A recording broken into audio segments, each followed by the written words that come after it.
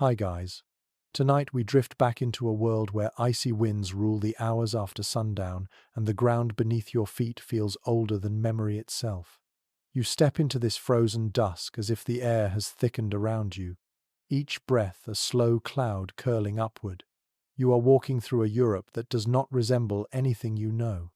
There are no villages, no smoke columns, no warm lights in the distance. Just a vast sweep of darkness settling over plains dusted with frost. Somewhere behind you, a glacier groans like a deep animal turning in its sleep.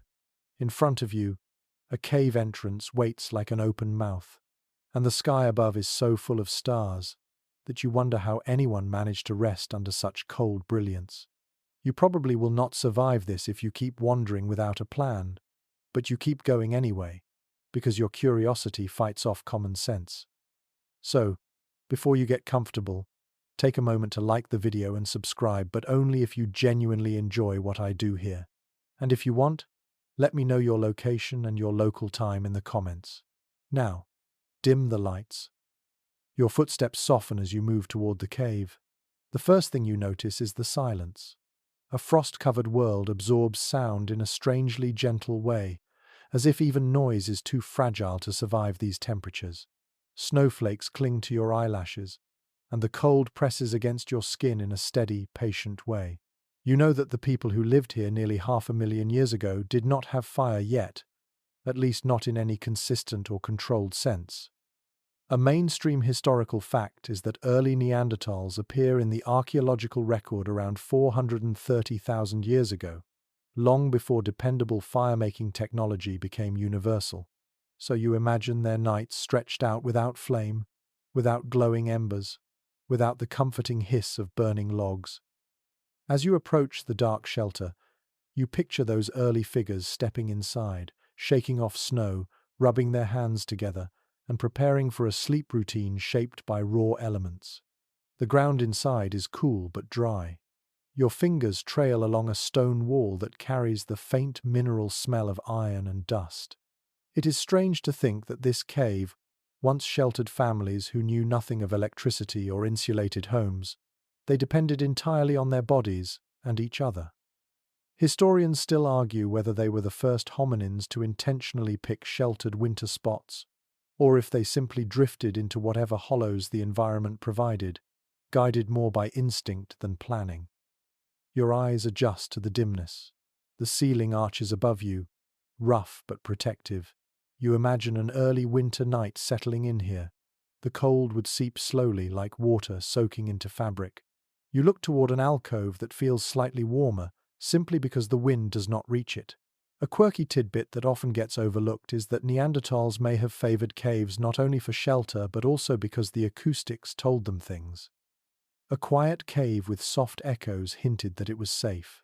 A cave with sharp, snapping echoes might mean cracks or unstable stone. You can picture someone testing the space with a low hum, listening for the way the sound bounces back. You crouch down, touching the floor. There is nothing soft here, just packed earth and scattered stones. If you imagine lying here overnight, your bones ache in sympathy. Yet this cave once supported entire clans.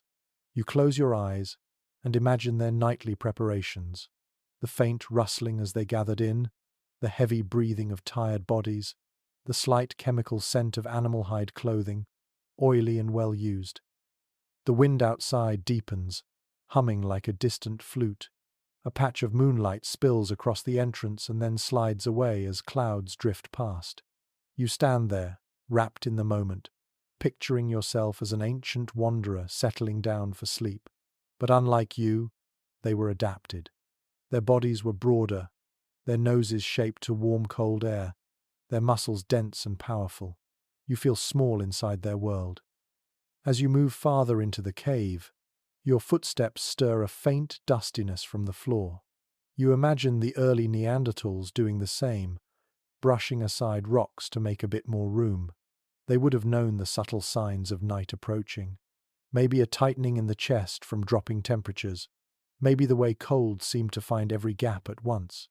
Maybe the way the sky's color shifted from steely blue to ink dark so quickly it felt like someone pulled a curtain over the world. You settle yourself against the stone, letting your imagination sink deeper. Without fire, sleep was more than rest. It was survival. Your body had to conserve energy. Your breath had to slow.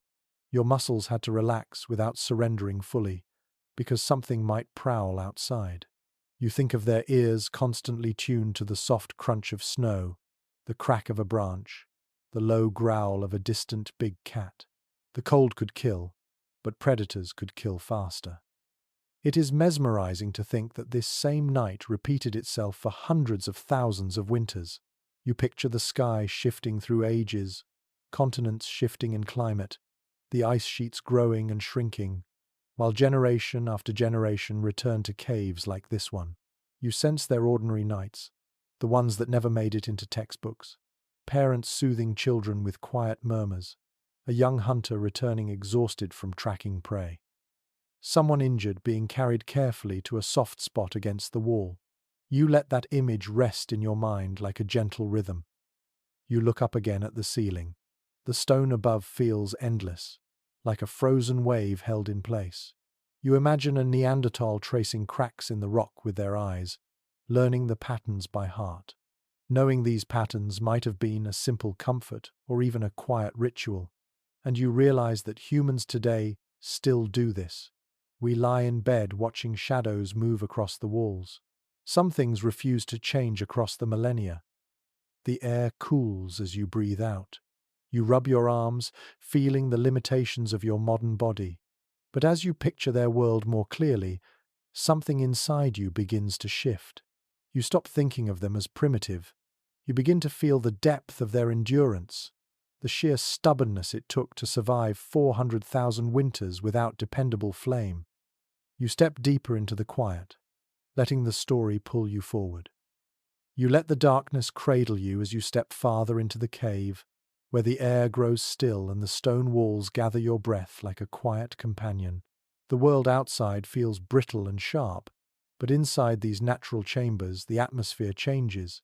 You sense how the cold softens just enough to let your shoulders drop. The cave becomes a buffer, not warm exactly, but sheltered in a way that feels strangely kind. You imagine Neanderthals discovering this same transition, stepping out of punishing winds and into this muted calm. The place is not inviting by modern standards, but compared to the icy plains, it might as well be velvet. A mainstream historical fact is that many known Neanderthal sites are in limestone caves across Europe. These caves were not accidental shelters. Some remained occupied for centuries at a time, reused by generations who recognized their advantages. You can almost feel the limestone absorbing your body heat, holding it in gentle suspension instead of letting it drift away. Even if the temperature stays low, the stone buffers the harsh swings that happen outside. In deep winter, that difference could mean life. You run your palm along one wall. The surface is cool but not freezing. It has a faint powdery feel that leaves a film on your fingertips. You picture ancient hands doing the same, maybe testing for moisture, maybe checking for loose fragments, maybe just resting against something solid during a moment of quiet. Historians still argue whether Neanderthals chose caves strategically or simply followed migratory routes that happened to pass through regions full of good geological formations. You imagine both possibilities. Either way, once someone stepped inside on a winter night, the logic would become clear fast. The darkness thickens as you move deeper. In a world without artificial light, sight gives up quickly, and your other senses surge forward. You hear your own breath louder. Your footsteps crunch softly on tiny fragments of broken rock. The cavern smells faintly of damp minerals mixed with the ancient dust that slumbers here. Now imagine lying down in this space without fire, without blankets, without anything except the clothes on your body and the heat of the people beside you. Your ears would take over. You would listen to the walls for hints of weather shifting. A low whistle from the entrance might mean wind picking up. A muffled drip could warn of melting ice and unstable ceilings. A quirky tidbit comes to mind as you walk.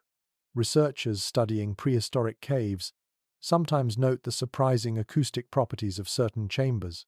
Some areas carry sound in a warm, rounded way, while others echo sharply. You picture Neanderthals discovering that a particular nook carried their voices softly, almost like a natural soundproofing effect. Maybe that nook became the favored sleeping corner. Maybe it became a quiet refuge for anxious family members during storms. Caverns can shape emotion as much as climate. You move toward a wider chamber, and the air changes again. The ceiling lowers slightly, making the place feel more intimate. Your footsteps seem to hush themselves. You imagine a small family grouping here, tucking themselves into the angled wall where the ceiling slopes down. The natural geometry creates a sense of protection, a cradle of stone. You crouch down and picture yourself settling in for the night. You feel the hardness of the floor in your knees. You can see why they might have layered moss or grass later on, but here in the early days, before systematic bedding, it was simply earth and endurance. Your breath creates a faint cloud in front of you, though it fades quickly in the cavern's stillness. You imagine dozens of breath clouds forming at once during ancient nights, rising and mingling like ghostly threads. The combined warmth of many bodies would slowly lift the ambient temperature, though not to comfort, more like easing from deadly cold to merely harsh cold. In that tiny difference, survival hides. You shift your weight and try to sense how a Neanderthal might perceive this space. Broader chest, shorter limbs, a body built to retain warmth. Their bones heavier, their muscles thicker. Their silhouette powerful but compact. Inside this cave, that body type fits perfectly with the purpose. You realize that the cave and the people adapted to each other across millennia, one shaping the other. You close your eyes and imagine lying back against stone. The sound of wind becomes distant, like a long sigh. The constant threat of frostbite lessens. Predators lose their advantage here. The narrow entrance acts like a natural choke point. A single alert individual could guard it while others slept. This natural design probably influenced nightly habits more than we will ever know. You inhale deeply. The air tastes of minerals and the faint memory of ancient fires lit long after the era you are exploring. But tonight, in this story, there is no fire, just stone, breath, darkness, and the quiet pulse of the cave itself. You feel the silence shift around you, no longer empty but full of presence. The cave becomes a character in your imagination, a guardian, a witness, a home shaped not by human hands but by time and pressure. And you sense how early humans must have trusted it the way you trust a familiar room today. You curl your fingers against the floor, feeling its firmness, imagining how night after night this same supportive earth-cushioned bodies worn from long days of foraging and wandering. You picture someone settling a child against the wall, using their own arm as a pillow. You breathe in again and exhale slowly, letting the rhythm guide you deeper into the moment. You can almost hear the rustle of hides, the soft shifting of sleepers, the gentle hum of voices that once echoed here. You remain still, letting this ancient quiet fold over you like a blanket made of time. And as your senses steady in the dimness, the story moves on, leading you deeper into the ways these early people prepared for sleep in a world colder than your imagination had expected. You move farther into the cave, letting the darkness settle gently around your shoulders as you picture the nightly rituals of long-forgotten winters. The ground shifts under your feet, packed from ages of use, and you crouch lower, imagining the texture exactly as early Neanderthals felt it. Your fingertips brush the earth. It is uneven, surprisingly firm, and dotted with small stones that jab at your skin. Instantly you understand why these ancient sleepers had to reshape this unforgiving floor into something their bodies could tolerate through endless nights of cold. You picture a group arriving here at dusk, their breaths blending in the chilly air, each one searching for familiar spots. They would scoop away jagged rocks, smoothing the earth through a simple routine performed thousands of times. You imagine someone gathering bundles of moss, maybe strips of softer grass, layering them carefully inside shallow scrapes in the ground. Archaeologists have found evidence in some prehistoric caves that early bedding layers built from vegetation compressed under weight over time. That insight alone tells you that the people living here did not simply collapse onto bare stone every night. They shaped their sleep environment with a quiet practicality that carried them through bitter seasons. Your hands explore a shallow depression in the cave floor. You imagine how a few handfuls of dried moss could soften it. Maybe someone chose this particular nook because the stone above formed a gentle tilt that shielded them from falling frost. Perhaps an elder settled here, leaning against the natural curve of the wall. Researchers sometimes mention that fossilized plant fragments have been found in bedding impressions, suggesting that Neanderthals layered materials not only for comfort but also to reduce insects. That detail adds a strangely domestic note to this cold world. You shift your weight and picture a line of sleepers preparing for rest. The soft rustle of dried vegetation, the scratch of moss, the muted thump of bodies settling down. No firelight flickers here. Only the faint glow that creeps in from the cave entrance, pale and watery. Your eyes catch the shape of a distant opening, the winter sky barely visible. Still, even this faint light would have been enough for individuals well adapted to night vision. They would have known how to read their surroundings by shadow more than sight.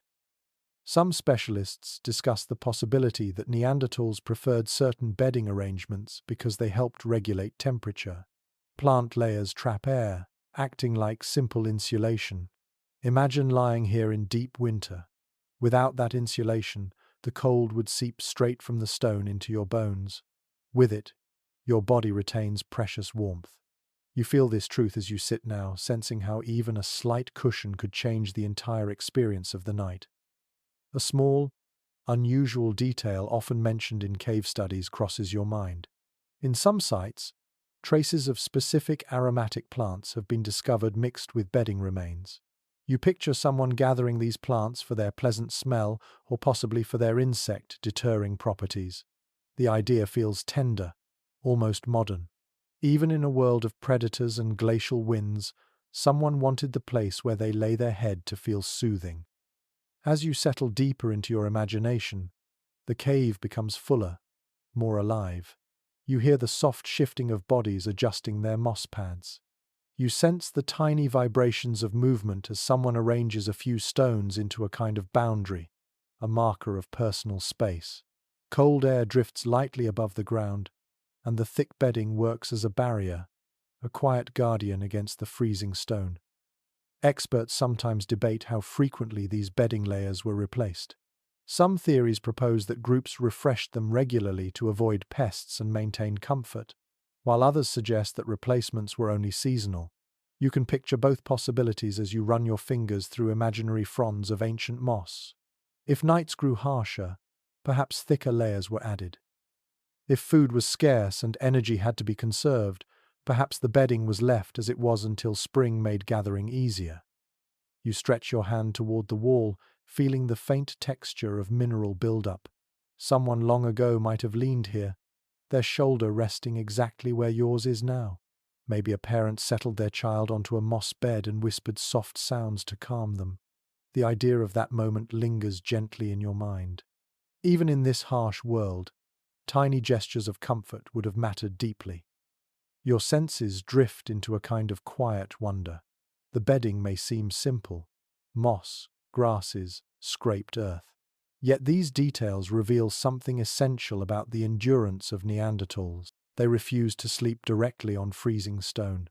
They found ways to soften their nights, ways to protect their muscles from constant strain, ways to make survival slightly more bearable through ingenuity rather than technology.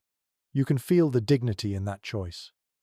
You shift again, imagining how the ground would warm slightly under a sleeping body. The heat would seep slowly through the plant layers. Perhaps a family lined up so their bedding merged into a continuous surface. This would allow warmth to circulate gently from one person to another. The idea curls around you like a faint echo of their lives. As you rise, the soft crunch of sand under your palms brings you back into the present. You glance toward the cave entrance again, the icy world waiting outside, and you understand why these small preparations mattered. Without bedding, rest would be impossible. Without rest, survival would dissolve. Your breath leaves your chest in a slow rhythm. The bedding, the scraped earth, the tucked places along the rock all form the quiet foundation of nights in a world that never softened its edges. And as the story deepens, you step forward, ready to discover how these ancient sleepers depended not only on their materials but also on each other's presence to make it through winter after winter. You step deeper into the cavern, and the darkness begins to feel warmer, simply because you imagine more bodies gathering here. The air changes its character when you picture a full clan settling in for the night. The cold is still present, but it softens at the edges, shaped by the simple reality that many bodies together create a tiny pocket of heat. You pause and let that sensation bloom inside your mind. The presence of others warms the space more effectively than any tool available to these early people.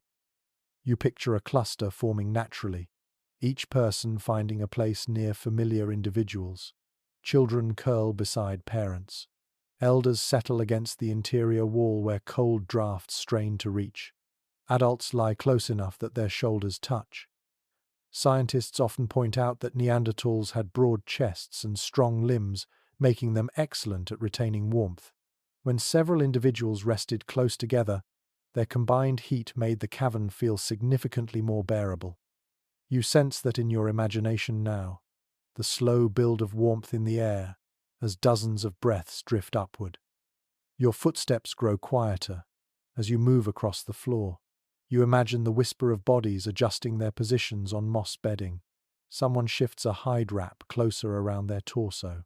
Someone else murmurs a sleepy sound as they tuck a child closer. A researcher once proposed that these clusters might have followed a loose pattern based on age or responsibility. Perhaps those tasked with guarding the entrance slept slightly apart while family units nestled deeper inside. The details are uncertain, and interpretations vary, but you can see the logic unfolding naturally around you. You pause beside a narrow alcove and imagine a small child pressed between two adults, protected not just by arms, but by the shared warmth flowing from surrounding bodies. In cold environments, skin contact can be the difference between survival and exhaustion. Studies of modern cold-adapted groups highlight how communal sleeping arrangements reduce heat loss dramatically. You feel those truths settling in your awareness. There is a curious detail mentioned occasionally in discussions of prehistoric sleep. Some specialists think that long nights in cold caves may have encouraged Neanderthals to develop subtle cues for coordinated rest. You imagine someone giving a soft grunt that signals it is time to settle. Maybe a gentle touch on a shoulder. Maybe a simple shift in breathing rhythm that others subconsciously respond to. These cues would have helped preserve group heat and reduce restlessness. You stand still, close your eyes, and picture yourself lying among them. At first, the proximity feels unfamiliar to your modern habits. But as the cave air chills your skin, the thought of clustered warmth becomes deeply appealing. You feel a body on your left shift slightly, its heat radiating toward you.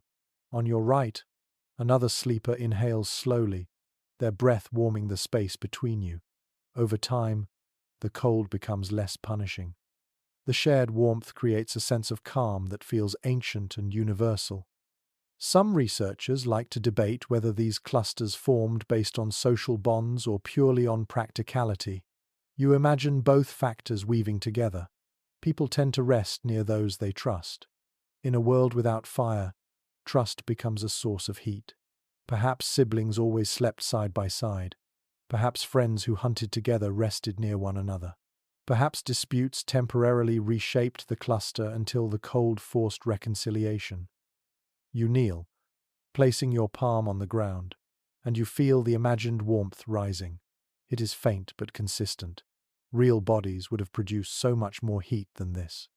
The key was staying close enough that the warmth pooled rather than escaped. You picture the entire chamber forming a living blanket, a breathing, shifting organism shaped by necessity. A small detail catches your mind as you imagine this scene. In some modern primate groups, communal sleeping has emotional effects as well as physical ones. It reduces stress, calms anxious individuals, and reinforces social bonds. You wonder whether Neanderthals experienced similar benefits. It is easy to imagine someone relaxing more fully when surrounded by familiar bodies. The slow, steady hum of shared sleep sounds like a natural lullaby. You shift your focus to the entrance of the cave. A single figure might be resting there lightly, perhaps the designated watcher for the first half of the night. This person would stay half awake, listening for predators, snow shifts, or hostile conditions. Their position slightly apart from the cluster makes sense. They need quick mobility more than deep warmth. Even so, when their turn ended, they would return to the group, pressing into the circle and absorbing the heat that welcomed them back. The warmth of group sleep unfolds in your mind like a quiet revelation. It reminds you that before technology, before tools, before anything resembling fire control became consistent, human ancestors already knew how to survive nights that seemed impossible. They used their bodies, their closeness, their instincts. The beauty of that simplicity moves through you like a soft current. You glance once more at the walls, imagining finger marks smudged into the stone over centuries. Families must have gathered here through countless winters, repeating the same movements, finding the same warmth, breathing the same chilled air. You imagine the tender moment when someone wrapped an arm around their sleeping partner, not out of romance but out of survival. That closeness held them through nights that would have defeated any solitary sleeper. Your breath drifts into the chilled air, and you feel the story drawing you forward. The circle of bodies fades gently behind you as you continue deeper into the ancient night, ready to see how clothing and hides would soon become their next shield against the freezing world. You walk deeper into the cavern, and imagine the air thickening with the scent of tanned hide and damp woolly fur. The cluster of bodies you left behind slowly fades from your thoughts, as you begin noticing how textured this cold world becomes once clothing enters the story.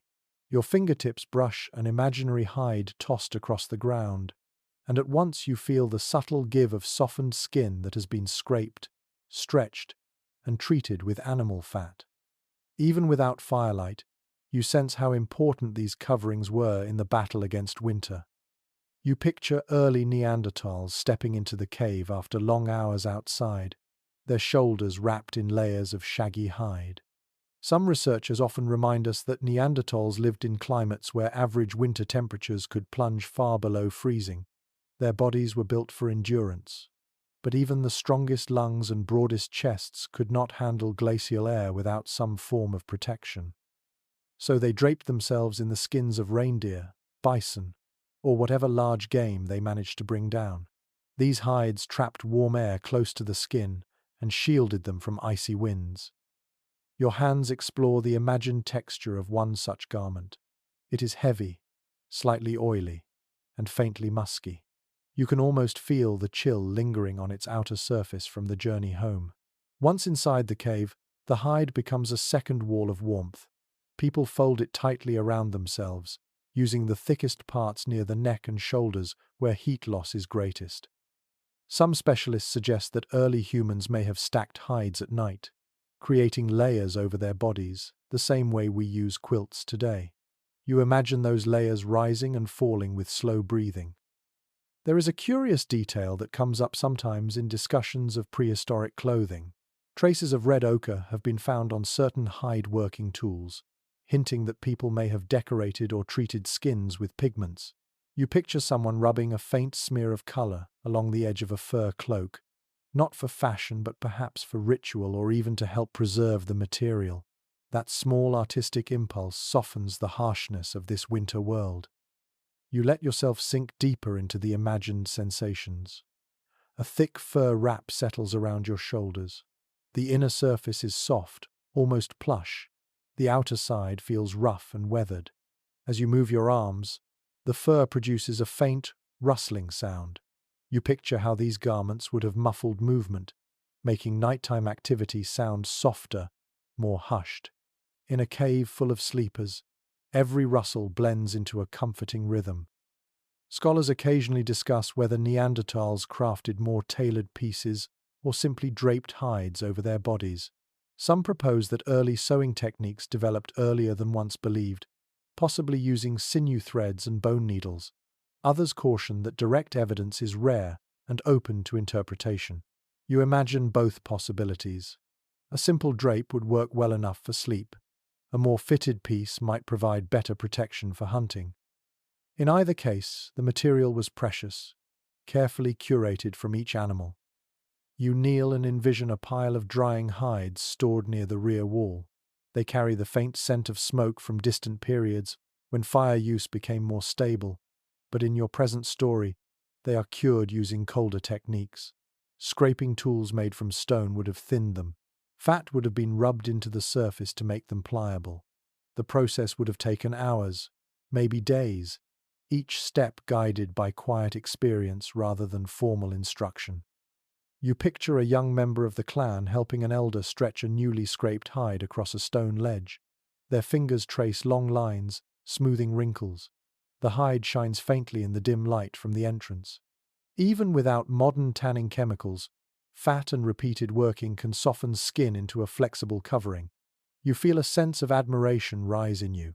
These people created functional clothing without fabric, thread, or metal tools. They shaped survival with determination. A particularly interesting observation that appears in some studies is the possibility that Neanderthal garments were layered in specific ways. Thick fur on the outside, softer inner skins next to the body. This layering acts almost like primitive insulation. You try to sense how that combination feels. Warmth builds quickly, even in the coldest air. Movement becomes slightly heavier, but the trade-off is safety. You imagine lying down to sleep with all these layers still on your body. Even if you remove the outermost pieces, the inner hides remain. You tuck one edge under your hip, fold the rest across your chest, and feel the weight pressing down like an anchor against the night. The fur traps your breath, turning cold air into gentle warmth. Over time, this heat spreads outward, until even the cave floor begins to feel less hostile. You listen to the imagined rustles around you. Someone adjusts their fur. Someone else rolls to the side, their hides sliding softly across the moss bedding. The sound becomes a tapestry, weaving warmth and movement into one steady pattern. In this world, clothing is not merely protection. It is comfort, identity, memory. Each hide carries the story of an animal hunted, a journey survived, a season endured. Your thoughts return to the entrance of the cave where icy wind whispers faintly. Without these garments, even one night outside would be unbearable. Inside, wrapped in fur and pressed against others, you feel the sharp edge of winter dulling. The cold still exists, but it no longer wins. You understand more clearly how these early humans survived without fire for so long. They used every tool nature offered, shaped it with skill, and trusted the warmth they created together. Your breath deepens, and you sense the narrative drifting forward toward the next challenge these ancient sleepers faced. The cold was only one part of the night. The air itself carried dangers if not managed carefully. And so, with the weight of fur still on your shoulders, you move gently toward the topic of airflow and the silent tricks that kept these caves livable. You step farther into the depth of the cave, feeling the air shift against your cheeks as you imagine a colder wind pushing through the entrance. Even wrapped in fur and surrounded by imagined sleepers, you cannot ignore the way the cave breathes. The space inhales and exhales as weather changes outside, sending invisible currents curling along stone corridors. You pause and feel that delicate flow pass around you. It is subtle, but in a world without fire, airflow becomes a silent factor that decides whether the night is safe or dangerous. You picture a Neanderthal stepping into this same chamber thousands of years ago, pausing exactly as you are now. They would angle their face slightly, letting their skin sense what their eyes cannot see. A surprising insight that researchers often highlight is that caves are not sealed places. They ventilate themselves through cracks, hidden shafts, and changes in pressure. For someone who slept here every night, these patterns would have been familiar, almost comforting. You move closer to the wall and crouch, placing your hand a few inches above the floor. The air is colder here. You stand and feel it become warmer near your chest. That simple difference tells you the cave has layers of airflow. Early humans would have sensed this too. They likely chose sleeping positions based on these invisible currents. A low draft could freeze toes. A high draft could chill faces. But the right pocket of still air would allow warmth to build. Some researchers suggest that Neanderthals took advantage of natural ventilation in caves to avoid condensation building up around their bedding.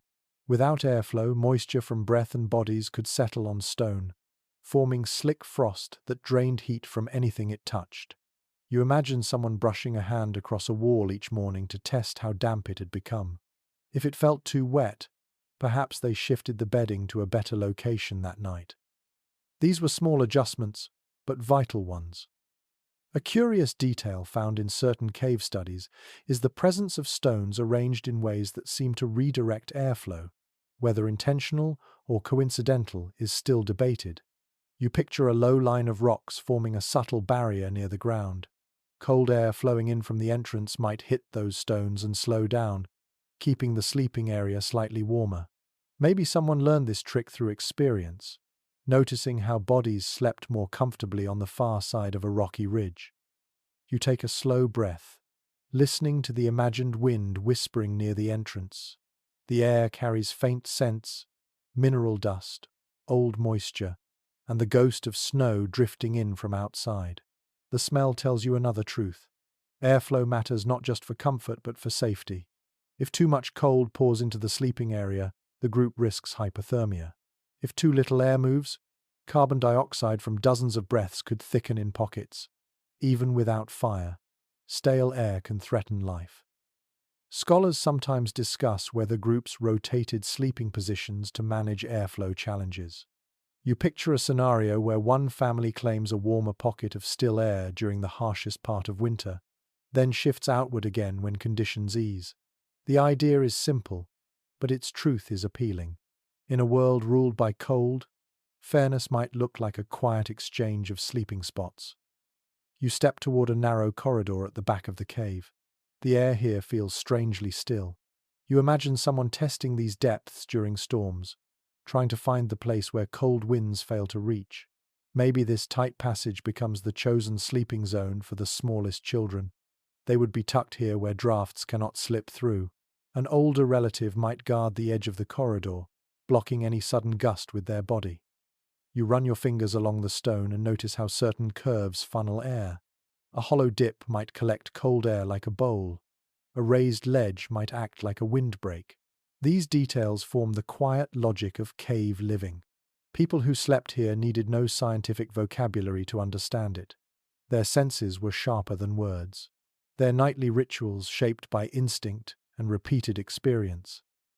You close your eyes and listen. The cave seems to hum softly, the way large spaces often do when touched by moving air. You imagine someone lying awake, listening carefully to that hum. If it grew louder, perhaps a storm was approaching. If it fell silent, maybe snow had sealed part of the entrance. These subtle clues helped guide decisions long before dawn. There is an intriguing discussion among cave specialists about whether early humans used hides or woven branches to partially block the entrance during deep winter nights. Not a full seal, just enough to slow incoming cold. The evidence is indirect, but the idea has weight. You picture someone lifting a heavy hide and hanging it near the entrance. The material flutters softly in the wind, creating a gentle barrier that tamps down drafts. Behind it, warmth gathers slowly, like a held breath. You step toward the imagined hide curtain and lift its edge with your fingers. The cold beyond is sharp, biting, unforgiving. You drop the hide and feel the stillness return. Inside this sheltered pocket, the air becomes friendlier. You understand why these early sleepers survived. They did not rely solely on their bodies or clothing. They read the cave, understood its moods, and shaped it into a partner in their nightly struggles. Your breath slows as you continue deeper in thought. The Neanderthals who slept here were not passive victims of winter. They worked with the environment, using stone and airflow to gain small victories over the cold.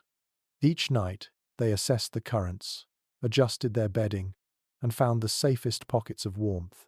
Even without fire, they created a delicate balance that kept entire clans alive. You look toward the darker chambers ahead. The air grows stiller, thicker, quieter. Here, the story nudges you forward again, ready to reveal how sleep itself changed with the rhythms of winter scarcity and long nights. You walk deeper into the imagined winter world, and the silence begins to feel heavier, as if the cave itself understands the weight of the season. Outside, food grows scarce. Inside, bodies slow down. You pause near a flattened patch of earth and picture the ancient families adjusting their sleep patterns as the cold months stretch endlessly ahead. Night in this world is not a brief pause, it is a season of its own. The darkness lasts far longer than you are used to, and it shapes every movement, every breath, every habit. You imagine standing outside the cave during the short, pale daylight hours. Snow crunches under your feet, and the sun hangs low, casting more shadow than warmth. Winter light is thin and fragile. By late afternoon, everything dims again. Early humans living in this climate had to shift their whole schedule to match the long span of darkness. Researchers often note that prehistoric peoples showed signs of seasonal rhythms in their daily activities. Body clocks responded to reduced sunlight, just like people today who feel sluggish in the darker months. You kneel beside the imagined bedding and listen to your own breath. The rhythm feels slower. You picture how Neanderthals during winter may have leaned into this natural slowing. Some experts suggest they might have slept longer, not in one continuous stretch, but in repeated phases, rising occasionally to adjust bedding or check the entrance, then sinking back into rest. The cold draws energy from the body, so conserving warmth through extended sleep becomes essential. Even now, when you imagine lying down in this chilled cave, your body instinctively wants stillness. A fascinating idea sometimes mentioned by specialists studying ancient populations is that nutritional scarcity influenced sleep. During winter, the diet changed dramatically. Fresh plants were nearly non-existent, and hunting became riskier due to deep snow. When food is hard to obtain, bodies adjust to conserve calories. You picture someone lying down after a meager evening meal, their stomach only half full, their body insisting on sleep to save energy. The entire group follows similar patterns, drifting into a quieter rhythm, as if winter has wrapped them in a heavy blanket. You settle against the wall and imagine the soft shuffle of people returning from a short winter forage. Perhaps they carried a few roots dug from frost-hardened soil or scavenged remains left by predators. These tiny meals would not be enough to fuel constant activity. Over time, the group adapts, accepting that rest is as important as food. In this cold world, energy is a precious resource, not to be wasted. There is an unusual detail that sometimes appears in discussions about ancient survival. Some suggest that early humans may have intentionally reduced activity during the darkest months, almost like a mild seasonal dormancy. Not true hibernation, but a deliberate slowing of metabolism encouraged by longer sleep. Picture someone curling deeper into their bedding, their breath steady, their movements minimal. The cold outside encourages this surrender to slowness. Your fingers trace the cave floor as you picture a night in midwinter. The sky outside is black, the stars sharp as stone shards. Inside, a soft chorus of breathing fills the chamber. People sleep in clusters, but the clusters are quieter now. Even whispering takes effort. A young hunter who once roamed the plains with energy now moves with the exhaustion of short rations and biting wind. You imagine them lying down and falling asleep almost instantly, their body grateful for the chance to stop burning precious calories. Some specialists discuss whether winter foraging created predictable patterns. Perhaps the group ventured out only during certain hours, when light was strongest or when winds briefly softened. These predictable windows shaped when people slept. You imagine a pattern forming. Wake during the faint midday glow. Forage. Return by early dusk. Settle into sleep. Wake again briefly around the middle of the night. Adjust bedding. Listen for predators. Drift off once more. The cycle repeats, guided entirely by necessity. You pause and let your ears tune into the imagined soundscape. You hear soft rustles as someone shifts, maybe rearranging their hide covering, the muffled crunch of a body rolling onto its side, the faint sniff of someone with a winter cold. These noises feel steady, familiar, grounding. In a strange way, the longer nights make people feel closer, more dependent on each other. When food is limited, warmth and company become emotional nourishment. You picture a parent gently waking their teenage child to accompany them on a brief forage just before dawn. The child rubs their eyes, groggy from long sleep, but rises without complaint. The air outside bites instantly, punishing any exposed skin, but the routine is necessary. They search for anything edible: roots under thin snow, a carcass left by wolves, dry berries clinging stubbornly to a bush. When they return, the rest of the group stirs, their bodies still wrapped in fur as they share whatever small meal emerges from the hunt. There is a subtle question scholars often debate. How much did winter scarcity shape social bonds inside these small communities? Some suggest that hardship strengthened cooperation, while others argue that stress could have brought tension. You imagine both possibilities flickering through the chamber. One night, someone might offer their portion to a younger member. Another night, hunger sharpens tempers and a quiet disagreement darkens the air. These emotional currents move beneath the simple act of sleep. You lean against the wall, sensing how heavy the winter rhythm feels. In your mind, the sleepers around you breathe almost in unison. Each inhale becomes a soft note in a shared lullaby. These long nights must have created an unusual sense of time. Without fire, there is no flicker to mark the hours. Without clocks, there is no way to measure the passing moments. Instead, sleep becomes a fluid experience. People drift in and out of slumber as needed. Some wake to stretch numb limbs. Some adjust hides. Some simply remain in the dreamy edge between sleep and awareness. Your thoughts drift toward the sky outside the cave. Somewhere above the clouds, the sun moves along its tight winter arc, barely skimming the horizon before vanishing again. The cold deepens. But inside this cavern of ancient sleep, life continues.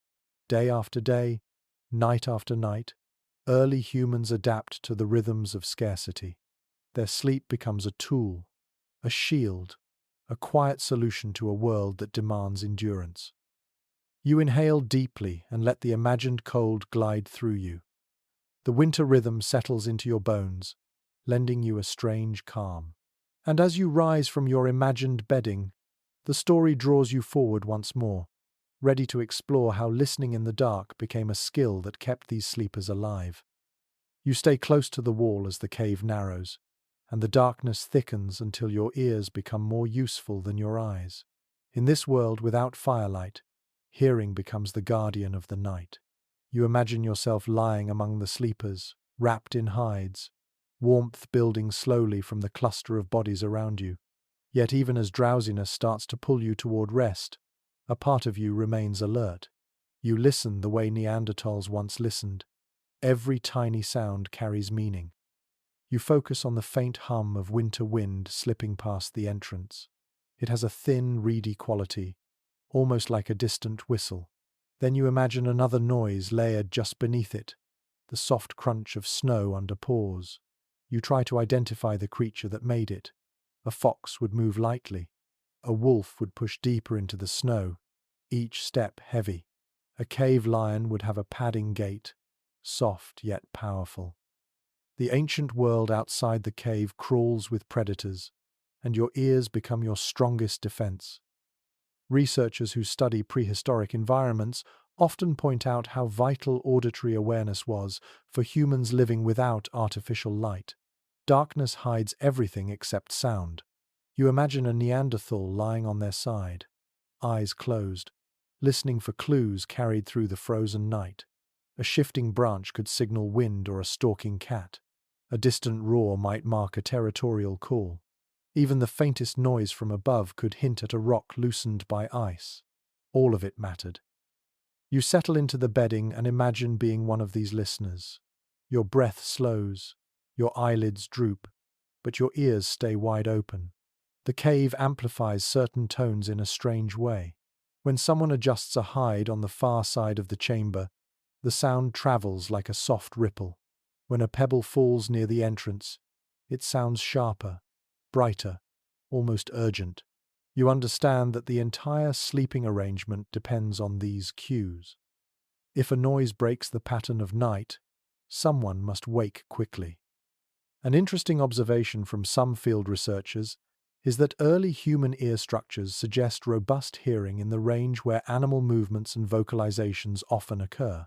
Whether this directly influenced survival remains a topic people like to debate, but the thought feels compelling as you lie there imagining yourself listening through the dark.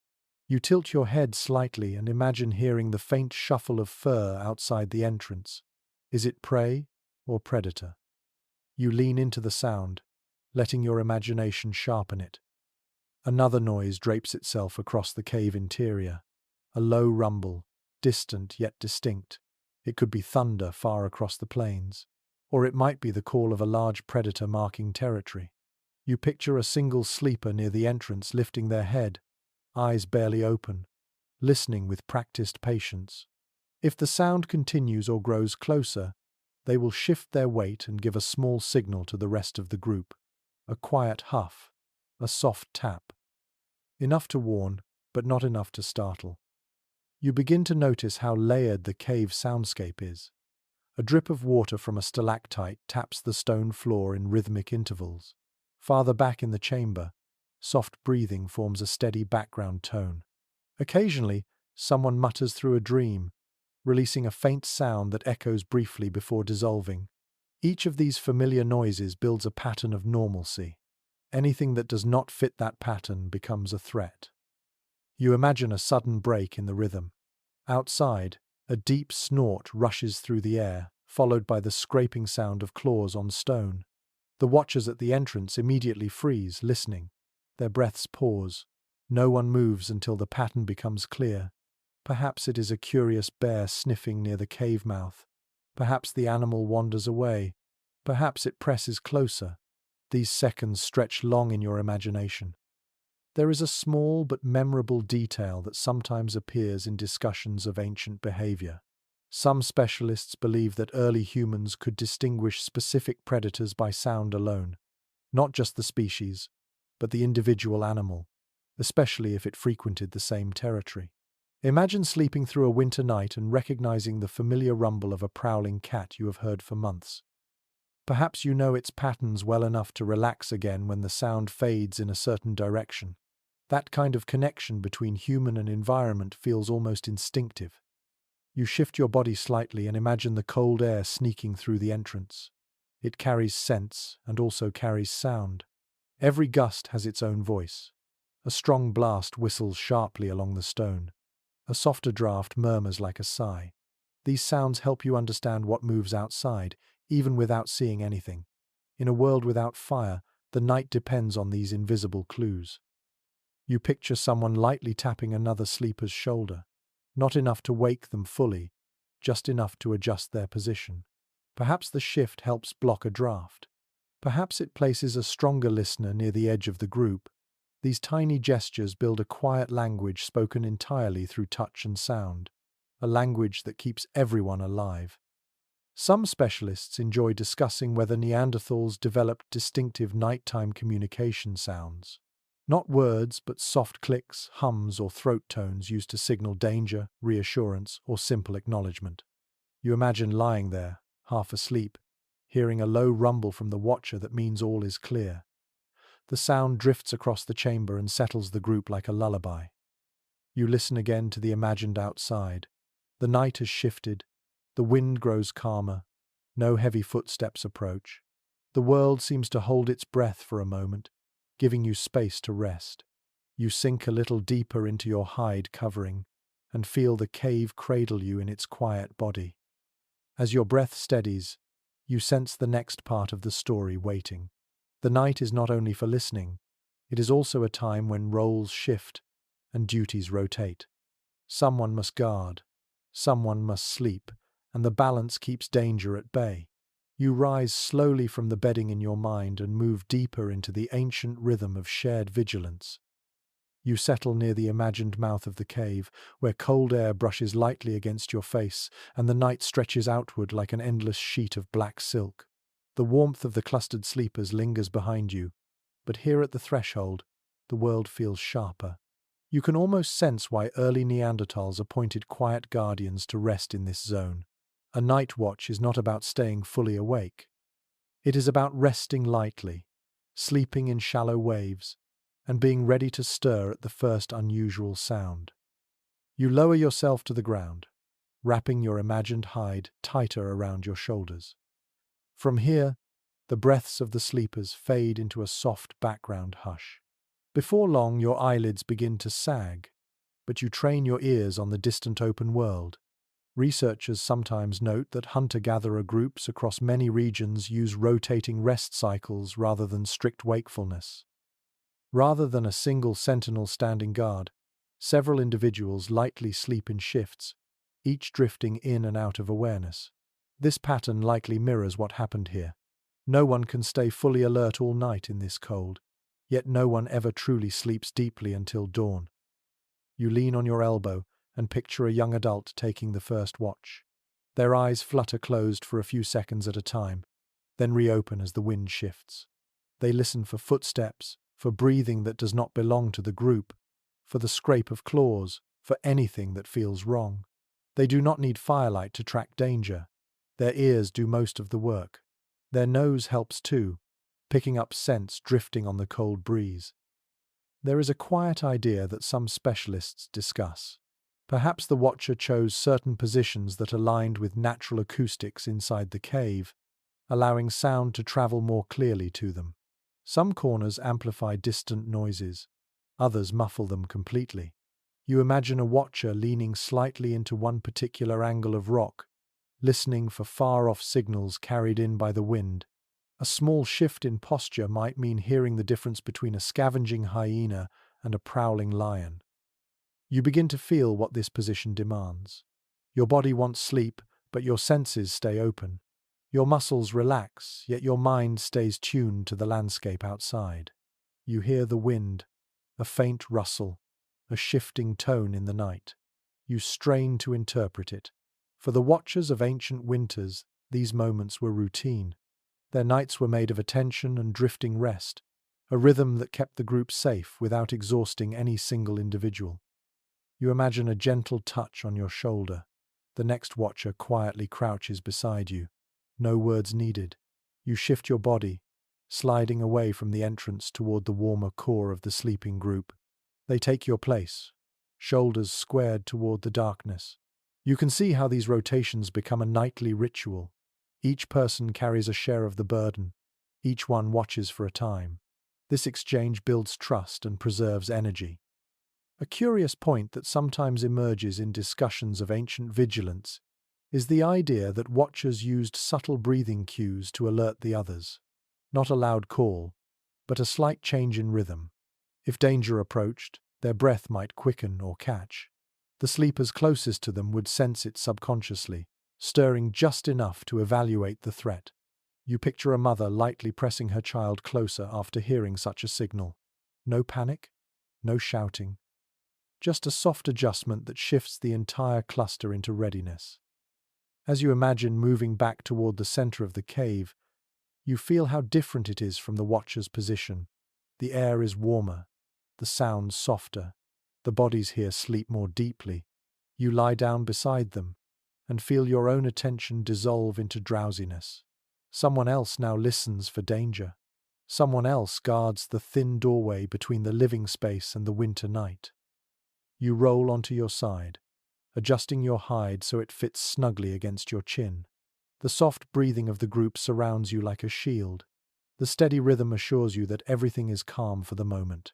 You think of the watcher behind you, sitting in half light, their eyes reflecting faint stars from outside. The cold nips at their hands, but they hold position, knowing that warmth waits when their shift ends. Scholars often ponder whether watch rotations followed a predictable order or shifted based on circumstances. Perhaps hunters who were more familiar with predator behavior took the first hours. Perhaps elders took short, early shifts because their sleep was already light. Perhaps parents alternated based on their children's rest. It is easy to imagine these decisions happening silently, shaped by instinct and experience rather than spoken rules. You feel another wave of sleep tug at you. In your mind, you sense the watcher quietly rising, stretching their legs, and scanning the horizon. The wind shifts. The sound changes. For a moment, their shoulders tense. Then they relax. Whatever stirred outside has moved away. They remain alert, but no alarm is needed. That small moment of evaluation is the essence of their duty. You close your eyes and let the scene soften. The entrance of the cave becomes a dim memory. The distant noises fade. For now, the night is peaceful. The watch rotation continues, allowing each member of the group to rest deeply while still maintaining a thin line of awareness between them and the frozen world outside. And as your drowsy mind sinks deeper into warmth, the story nudges you toward the next question. What if these ancient sleepers sometimes drifted into a state even more mysterious than light sleep? What if winter invited a deeper kind of stillness? You move away from the cave entrance, letting the imagined cold fade as you step into a quieter corner where the air feels thicker, almost heavier. Something about this stillness stirs a strange thought. You sit down, rest your palms on the cool ground, and allow your mind to wander into one of the most intriguing possibilities ever floated about early humans. The idea that, during the harshest winters, Neanderthals might have slipped into a state that resembles a gentle, partial dormancy. Not true hibernation, not the deep winter sleep of bears or bats, but something softer, slower, and more human. You stretch out on the bedding and feel your breathing slow. The quiet presses against your skin. Outside, snow falls in thick, muffled sheets that bury sound. Days are short, nights unending. Food is scarce. Your body yearns for stillness. In these conditions, specialists sometimes propose that early hominins may have drifted into extended phases of low activity and long sleep. Not unconsciousness, not vulnerability, but a controlled surrender to the season. You imagine your body temperature dropping just a little, not dangerously, but enough to conserve calories. Your heartbeat slows into a calm rhythm. Your limbs feel heavy, relaxed, unwilling to move unless absolutely necessary. This idea often sparks lively debate among experts. Some argue that the metabolic adaptations required for such behavior would leave hints in skeletal remains. Others counter that evidence is subtle, difficult to interpret, and possibly lost to time. You rest your head back and feel the allure of the theory settling around you like a thick blanket. Picture a Neanderthal in midwinter. They curl into a tight ball, knees close to the chest, wrapped in thick hides. Their breath comes slow and steady. They remain aware enough to respond to danger, but their body stays in a deeply restful mode. They might sleep for long stretches, waking only briefly to adjust position, check on family members, or nibble on stored food. As you imagine this, you feel the heaviness of winter sinking into your own muscles. A small but intriguing detail sometimes brought up in this context involves bones found in certain prehistoric populations that show stress markers similar to those seen in animals that undergo seasonal dormancy. Whether this applies to Neanderthals is uncertain, but the possibility lingers deliciously on the edge of scientific imagination. You run your fingers along the cave floor, picturing ancient bodies resting here for hours, conserving every bit of energy. You inhale deeply, letting the air fill your lungs. Then you exhale slowly, imagining what it might feel like to drift into that quiet state. Not quite asleep, not fully awake, but resting in a twilight of consciousness where time stretches like soft clay. In such a state, hunger pains soften, the cold becomes less intrusive, and the mind drifts on gentle currents of awareness. You picture an entire group falling into this rhythm together.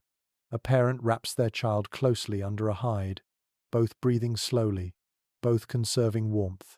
Adults lie in clusters, shifting minimally. Elders, whose bodies crave warmth more intensely, are placed at the center of the group where shared heat is strongest. Movement becomes rare. Speech becomes softer. The cave falls into a peaceful hush, broken only by breathing and the occasional shifting of fur. This imagined winter dormancy raises another question often discussed in academic circles. How did dreams change during these long stretches of half-sleep? In deep winter, with minimal stimulation, the brain might drift into patterns shaped by hunger, cold, and memory. You imagine someone dreaming of summer grass brushing their legs, or the sound of a river rushing under warm sunlight. In this deep rest, dreams become nourishment of their own, offering a temporary escape from the frozen world. You curl your fingers slightly, imagining the delicate balance between this restful state and the need to stay alert. Even while drifting near hibernation, the watchers might wake at the slightest unusual sound. The group might reverse positions occasionally, allowing those near the entrance to retreat deeper into warmth. All of this happens quietly, instinctively, shaped by a shared understanding of survival. You lean back and imagine what it might feel like after many days of this slowed rhythm. Your body would feel heavy but preserved, like a flame turned low. Your energy saved for the rare moments when movement became necessary. Outside, storms tear at the mountains, winds howl across the plains, and predators roam freely. Yet inside, you and your group remain protected in this slow, restful winter trance. There is something deeply human about this imagined state. Not quite animal dormancy, not quite ordinary sleep, something between the two. A survival strategy born of harsh winters and scarce food, refined by experience and passed down through generations. You picture a parent teaching a child how to stay still, how to breathe slowly, how to let the cold pass over them without panic. You picture someone waking slightly, shifting an arm, checking if the hide covers their feet, then sinking back into the layered quiet. The cave smells faintly of fur and earth. Breathing rhythms overlap and merge. The cold air near the floor thickens, but the cluster above it remains warm. You feel your own imagined heartbeat slow as you settle deeper into the scene. Another thought surfaces, one researchers sometimes contemplate. Perhaps this winter sleep state made nighttime less frightening. If your mind drifts through long dreams, if your body stays still and warm, if the group breathes together, the passing hours might feel quicker, less brutal. Winter becomes something endured in shared quiet, rather than something fought moment by moment. You listen to the imagined quiet, a soft drip of water, a faint hum from the cave walls. The cold outside cannot reach you here, not entirely. Not while so many bodies share the warmth of this sheltered space. You feel your own breathing settle into an ancient pattern. The idea of partial dormancy may remain unproven, but as you sit in the imagined cave, it feels real. It feels logical. It feels deeply possible. And as your mind drifts gently to the next stage of this long winter story, you sense the fireless warmth shifting from sleep itself to the fuel that keeps the body alive from within. You rise slowly from the imagined near hibernation, your limbs heavy and your body moving as if wrapped in thick snow. The cluster of sleepers behind you shifts gently, a soft chorus of breaths swelling and falling like waves in a dark sea. As you walk toward a shallow dip in the floor, you place your hand on your stomach and imagine the quiet burn happening deep inside you. Even without fire, even without steady meals, the human body has its own hidden blaze. It flickers in the form of stored fat and muscle, converted slowly into warmth through long, frozen nights.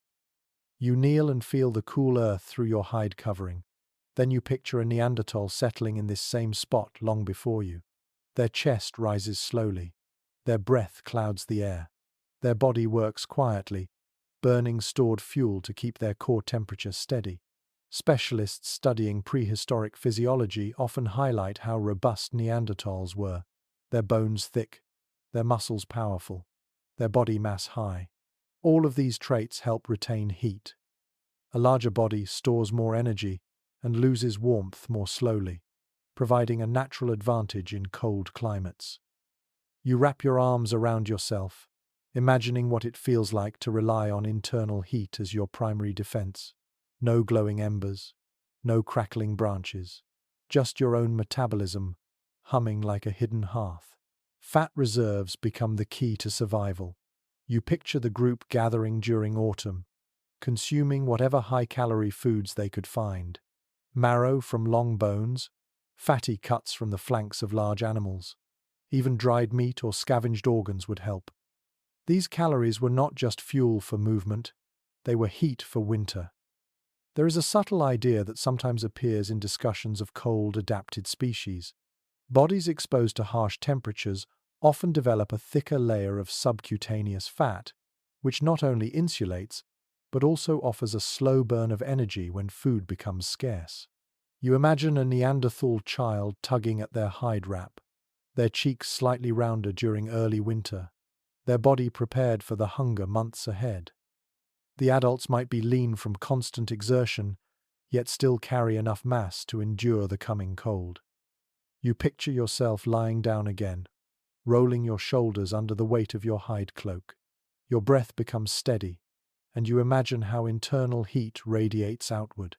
It warms your belly first, then your chest, then your limbs. Even your fingertips hold onto a trace of warmth as long as you keep them tucked close. You realize how sleep itself helps preserve this internal fire. Movement burns calories too quickly. Stillness keeps the heat inside.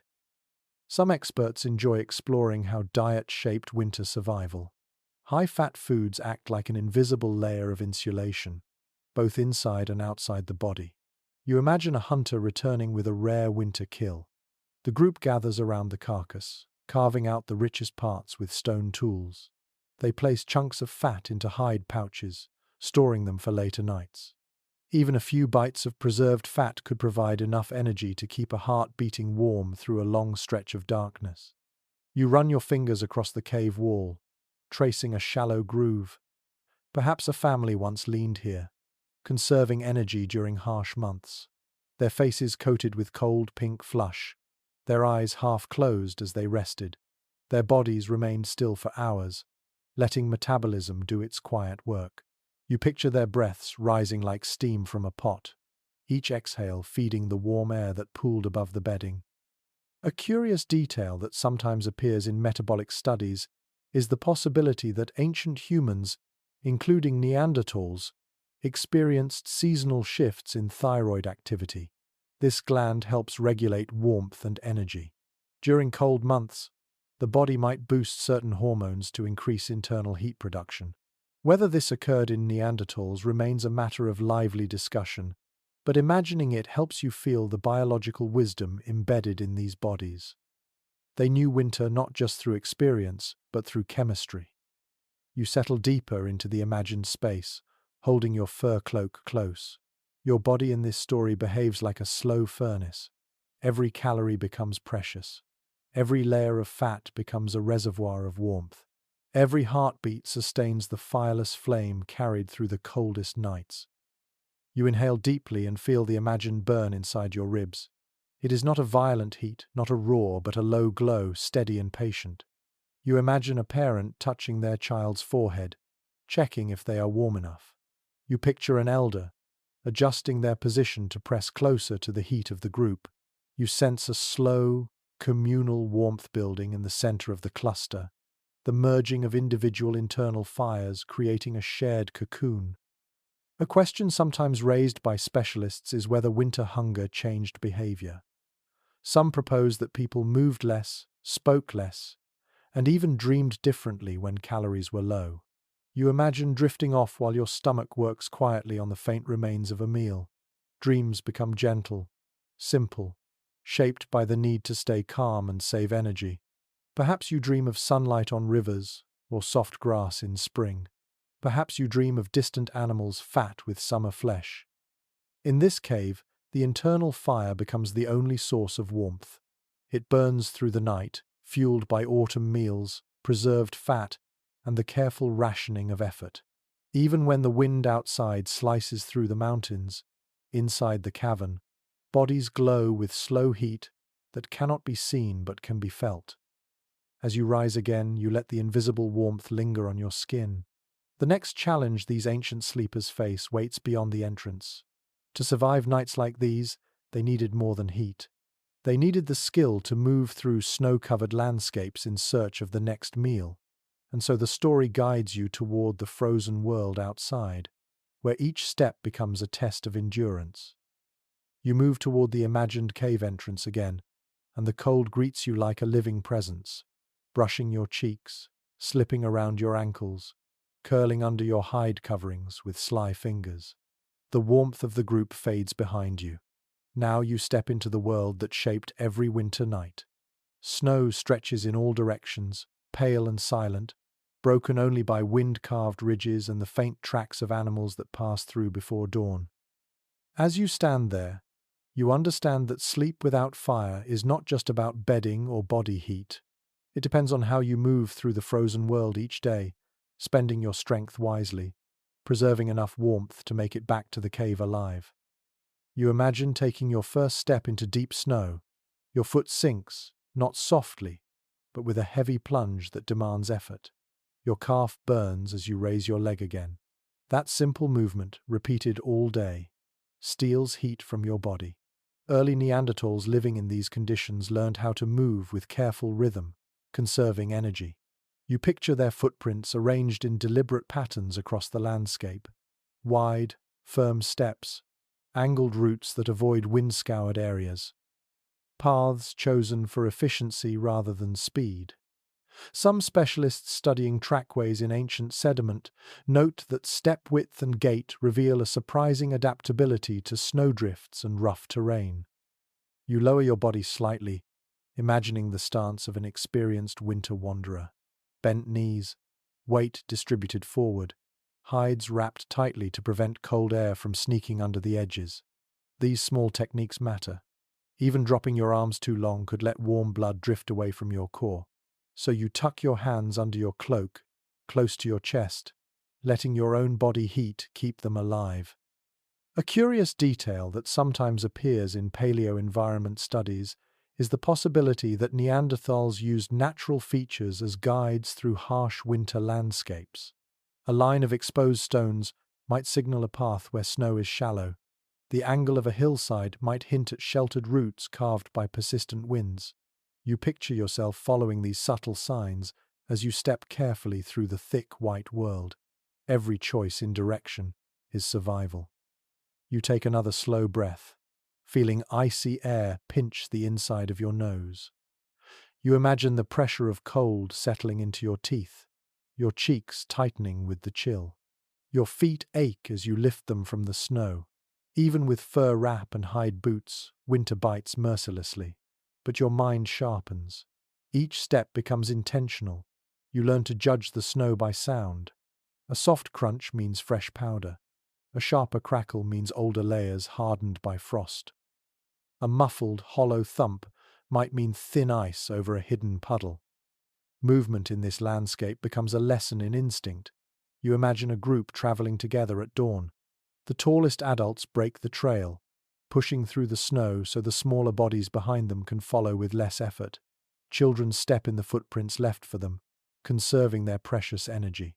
If someone stumbles, another hand reaches out, not just from kindness, but because the entire group needs every person strong enough to endure the night. Some specialists like to debate whether these winter journeys were brief daily circuits or longer treks lasting several days. You imagine both possibilities. On calm days, a small team might range far to scout for animal tracks or find exposed grass where herbivores grazed. On harsher days, they might stay close to the cave, following short loops before returning to rest.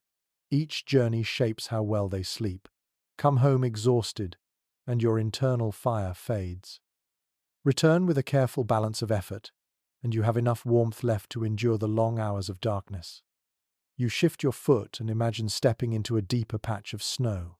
It rises to your thigh. You push through, feeling your breath puff faster. For early Neanderthals, this challenge happened daily. They knew how to lean into the drift, how to use gravity, how to angle their hips so the snow rolled off their hides. Anything to prevent the cold from slipping through gaps and chilling the skin. You stop at an imagined overlook. Below you, a narrow valley stretches gently toward the horizon. Wind flows through it like a steady river of air. Snow here lies flatter, thinner. This would be an ideal route home. You imagine a group choosing it instinctively, letting the wind do part of the work. The breeze clears snow from the path, leaving firmer footing. That simple choice saves calories, which later become warmth during sleep. You crouch, brush your fingers across the icy ground, and imagine the smell of snow, a clean, sharp scent that stings your nose. You hear the faint, rhythmic crunch of your own steps. You picture the group moving in single file to preserve energy. Their breath hangs in clouds behind them, trailing like ghostly threads. There is an intriguing idea that occasionally surfaces in paleoanthropology discussions. Winter movement may have shaped body mechanics in ways that carried into nighttime posture. After hours of leaning into wind and trudging through drifts, the body naturally curls tight when lying down, saving heat. Wrap your legs inward, tuck arms close, hunch slightly. This compact posture appears in many cold-adapted mammals, and imagining Neanderthals imitating it feels not only possible but natural. You picture returning to the cave after such a journey. Your feet numb, your shoulders trembling slightly from exertion. As you step inside, the stillness feels like a warm drink. The air is cold, but it lacks the brutality of the outside world. Your body relaxes in stages. First the legs, then the hands, then the chest. You remove your outer hide, letting the trapped heat cling to your skin before it dissipates. You settle into the bedding, curling instinctively, and feel warmth grow again as the group gathers. The contrast between snow travel and cave sleep becomes sharp in your mind. Outside, each step drains your fire. Inside, each breath restores it slowly. You close your eyes and picture snow still falling outside, erasing your tracks. The cave now feels safer because you understand the effort it takes to reach it. Survival in this world depends on how you move through the cold, as much as how you sleep in it. And as you lie back against the stone, letting your breath settle into an ancient rhythm, you feel the next part of the story waiting. Even inside the cave, winter sometimes pushes too hard, and shelters must be strengthened or repaired against fierce storms. You return slowly to the imagined shelter, brushing loose snow from your hides as the cave mouth glows faintly with the pale light of an approaching storm. The air has changed. It carries a warning, a cold pressure that settles into your bones even before the first gust hits. You step through the entrance and feel wind swirl inside, scattering bits of moss, tugging at loose fur, slipping icy fingers into every gap in the stone. In moments like this, sleep becomes impossible unless the shelter is reinforced. Winter does not politely wait outside. It tries to enter. You crouch near the threshold, imagining the early Neanderthals reacting with quiet precision. No frantic movements, no shouting, just practiced actions repeated through countless winters. A few adults stand, shake off their stiffness, and move toward the entrance. Others gather materials stored from earlier days, dry branches, withered slabs of bark, worn hides stiff with frost. These pieces are not for warmth, they are for structure. You picture one person wedging a branch into a natural crack in the cave wall, creating a small frame. Another leans a slab of bark against it. Someone else drags a bundle of hardened grasses to fill the gaps. The materials scrape and rustle, producing coarse sounds that echo slightly in the cavern. Researchers studying ancient shelters often remark that caves were not simply used as found. People modified them, subtly and repeatedly. They blocked drafts, shaped entrances, repaired weak points. These repairs left no grand architectural remains, only tiny hints: a relocated stone, a flattened patch of earth, a discarded bundle of plant fiber. You run your hand along the ground and imagine a line of stones being pushed toward the entrance. Each stone is heavy, cold, and awkward, but when placed correctly, they disrupt the wind. You see someone rolling the largest stone with their palms, grunting softly, anchoring it in a shallow groove. The storm wind hits the entrance again, this time swirling upward instead of cutting straight into the sleeping area. That simple adjustment means the difference between a bitter night and a survivable one. A curious thought from some shelter researchers comes to mind. They propose that animal skins stretched across cave mouths served not only as insulation but also as wind diffusers. You imagine a thick hide being lifted, its fur rippling as the storm breathes against it. When secured by stones at the bottom and branches at the top, it becomes a soft barrier, not a full wall, but a trembling curtain. Wind presses into it, loses force, and slips upward before entering the cave. The hide flaps lightly, a rhythmic thud that blends with the sound of distant thunder. You stand close to the entrance and picture yourself holding one edge of that hide, while others secure the opposite side. Cold needles of snow sting your hands. Your breath forms thick clouds. Your arms shake from the effort. Yet the moment the hide settles into place, the cave transforms, the air becomes stiller. The deep interior feels insulated, embraced by quiet. You watch as someone kneels to press grasses into gaps between stones. Another person checks the upper ledge where snow might blow in. A child gathers stray twigs into a small pile that can serve as reinforcement if needed. These actions are not complicated, but together they create a patchwork of protection. In this world, perfection is not necessary. What matters is reducing the wind just enough to keep the sleepers warm. Some specialists like to discuss whether Neanderthals used snow itself as a building material. You imagine someone packing snow against the outside walls, letting it freeze into a crust. Snow, after all, can act as insulation when compacted properly. The idea feels logical as you picture the storm intensifying outside. A fresh layer of snow pressed against the cave entrance could muffle the wind further, turning the storm's fury into a protective blanket. Inside the shelter, the changes become immediately noticeable. The floor no longer trembles with gusts. The air calms. Sleepers stir, not from fear, but from the shifting sounds. You hear the muted flutter of the hide curtain, the faint rattle of branches, a soft hum as wind threads through the outer stones. These sounds become a strange lullaby, familiar and reassuring. They tell you that the storm is fierce, but you are sheltered. You move deeper into the cave and settle onto the bedding. The storm outside roars suddenly, sending a deep vibration through the stone. But most of the wind is now diffused. Only a gentle, chilled draft reaches you. You pull your hide tighter and feel warmth gathering again around your chest. You picture an elder checking the entrance one last time before sleeping. They run their hand along the anchored stones. They tug gently on the hide covering. They lean their weight against the branch frame to ensure it holds. Their movements are economical, shaped by decades of winter survival. Once satisfied, they lower themselves beside the others and let their eyes close.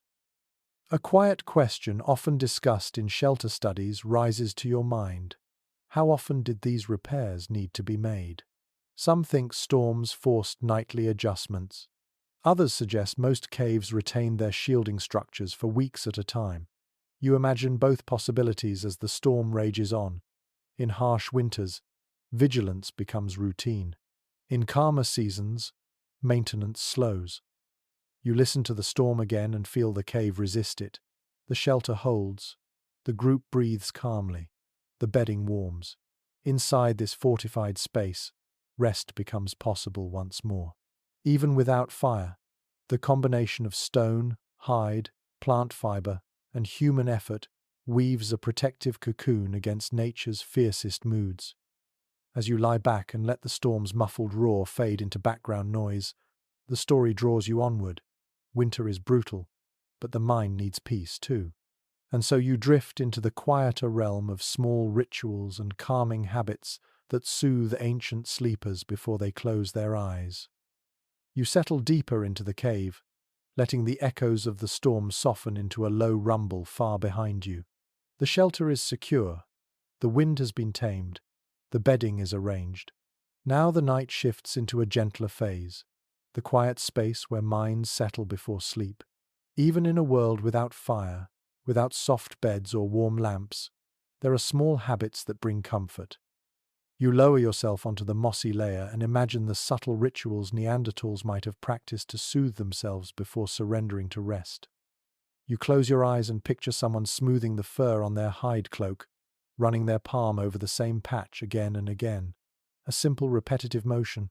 Maybe it warms the hand. Maybe it calms the nerves. Maybe it marks the end of the day. Specialists who study ancient behavior often point out that soothing gestures appear across many species. Grooming, stroking, tapping. These small movements relax the body and focus the mind. You imagine an elder leaning against a rock wall, their fingers lazily tracing a familiar groove they carved unintentionally over the years. You shift your position and feel the stone behind you. It is cool, but not unfriendly. You imagine someone tapping the wall gently with 2 fingers, listening to the soft echo as if confirming that the cave is alive and watching over them. A faint rhythm forms. Perhaps they do it nightly. Perhaps it is a childhood habit carried into adulthood. The cave absorbs these gestures as patiently as it holds their warmth. A curious idea sometimes mentioned in discussions of prehistoric life is that ritual and comfort do not always look like ceremony. Sometimes they are the tiniest actions. Reordering a few pebbles near the bedding, stroking a child's hair in slow lines, pressing a palm onto the earth to feel its steady cold. These motions become anchors in the chaotic world outside. You picture a parent humming softly, the tune barely audible, just enough for the closest sleepers to feel the vibration more than hear it. You imagine yourself inhaling deeply, letting your breath fill your lungs, then releasing it in a long, slow exhale. This simple act becomes a ritual too. The body responds to slow breathing with calmness.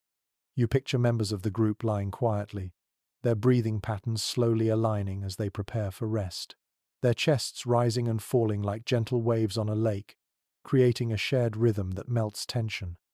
Some specialists explore whether Neanderthals had calming nighttime gestures connected to their environment. Perhaps they ran their fingers across smooth stones collected earlier in the day. Maybe they kept a particular object near their bedding, a bone with worn edges, a polished pebble, a shell carried from a distant river. Not tools, not weapons, little treasures of texture and shape. You imagine someone rubbing a stone between their palms, feeling the cool smoothness soothe their mind. You shift slightly, adjusting your hide cloak the way they might. The sensation of tucking material around your hips and shoulders becomes a comforting routine. The small tug ties the end of the day to the beginning of night. The storm outside hisses lightly, but you focus on the warmth building under the hide and the steady breath of the group around you.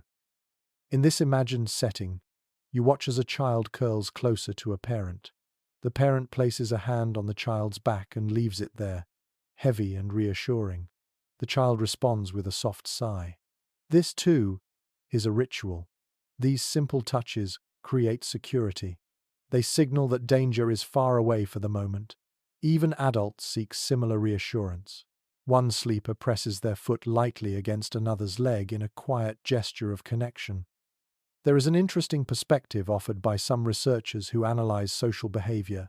Even without language as complex as ours, shared nighttime gestures likely played a role in emotional bonding. A soft grunt of reassurance, a gentle exhale, a slow pat on a shoulder. These quiet sounds communicated safety the same way a lullaby does now. You imagine the cave filled not with silence, but with small, comforting noises that feel like warmth in the dark. You lean back and imagine someone stretching their arms overhead, loosening muscles stiff from long travel. Another turns onto their opposite side, pulling their hides closer. Someone else shifts the moss bedding to remove a small pebble that pokes their hip. These tiny adjustments form a nightly ritual, as familiar as fluffing a pillow or smoothing a blanket. The cave grows quieter. You hear the occasional drip of water in the distance, a faint sniff from someone settling in, a soft rustle of fur. The storm continues, but the shelter's new barrier muffles it into a gentle backdrop. With each small movement, the group sinks deeper into calm. A question that sometimes arises among scholars is whether early humans created small patterns with their hands in the dirt or moss while preparing for sleep. Maybe they traced circles. Maybe they lined up tiny stones. Perhaps these actions soothed the mind like drawing shapes before drifting off. You picture yourself doing the same, brushing your fingers gently through the soft bedding and forming faint arcs in the earth. You close your eyes again. The imagined room glows faintly with the pale reflection of snow outside. The air smells of fur, earth, and storm wind softened by hide curtains.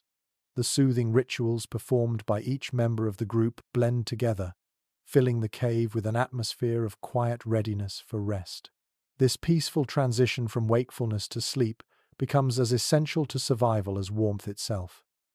As the last of these small gestures fade into stillness, you sense the story shifting once more. Beneath your hands lies the earth that preserves clues about these ancient nights.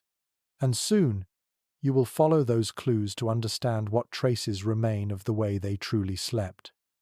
You shift your weight on the mossy bedding and let your hand drift across the cave floor, brushing against tiny grains of sediment that have settled here through centuries.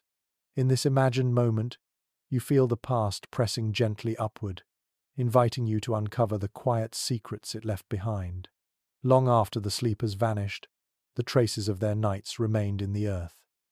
And now you picture yourself moving through time like a patient observer, walking beside archaeologists who sift through ancient clues with fingertips as careful as your own. You kneel and imagine lowering a small digging tool into a thin layer of sediment. The dirt is cool, finely packed, and laced with tiny fragments of plant fibers.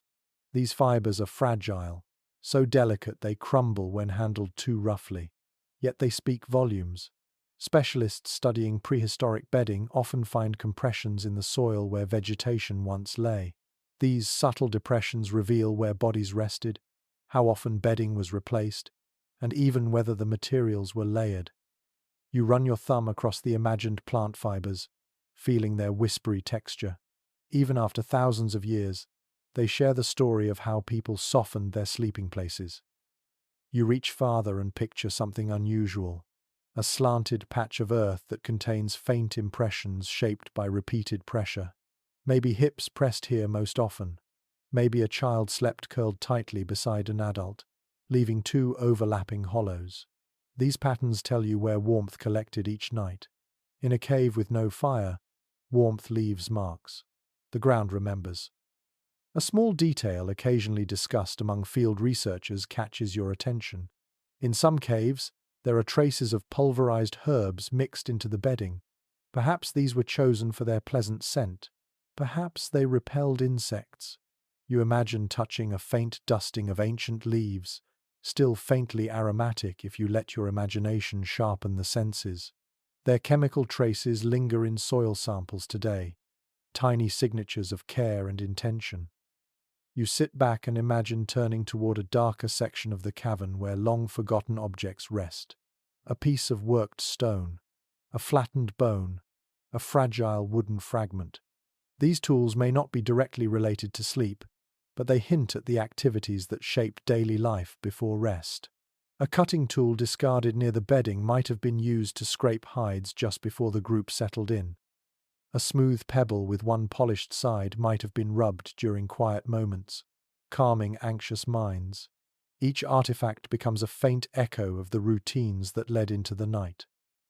Another thought from archaeological studies enters your mind.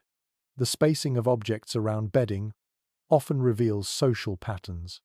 If belongings cluster close to certain sleeping spots, It suggests particular individuals preferred those areas.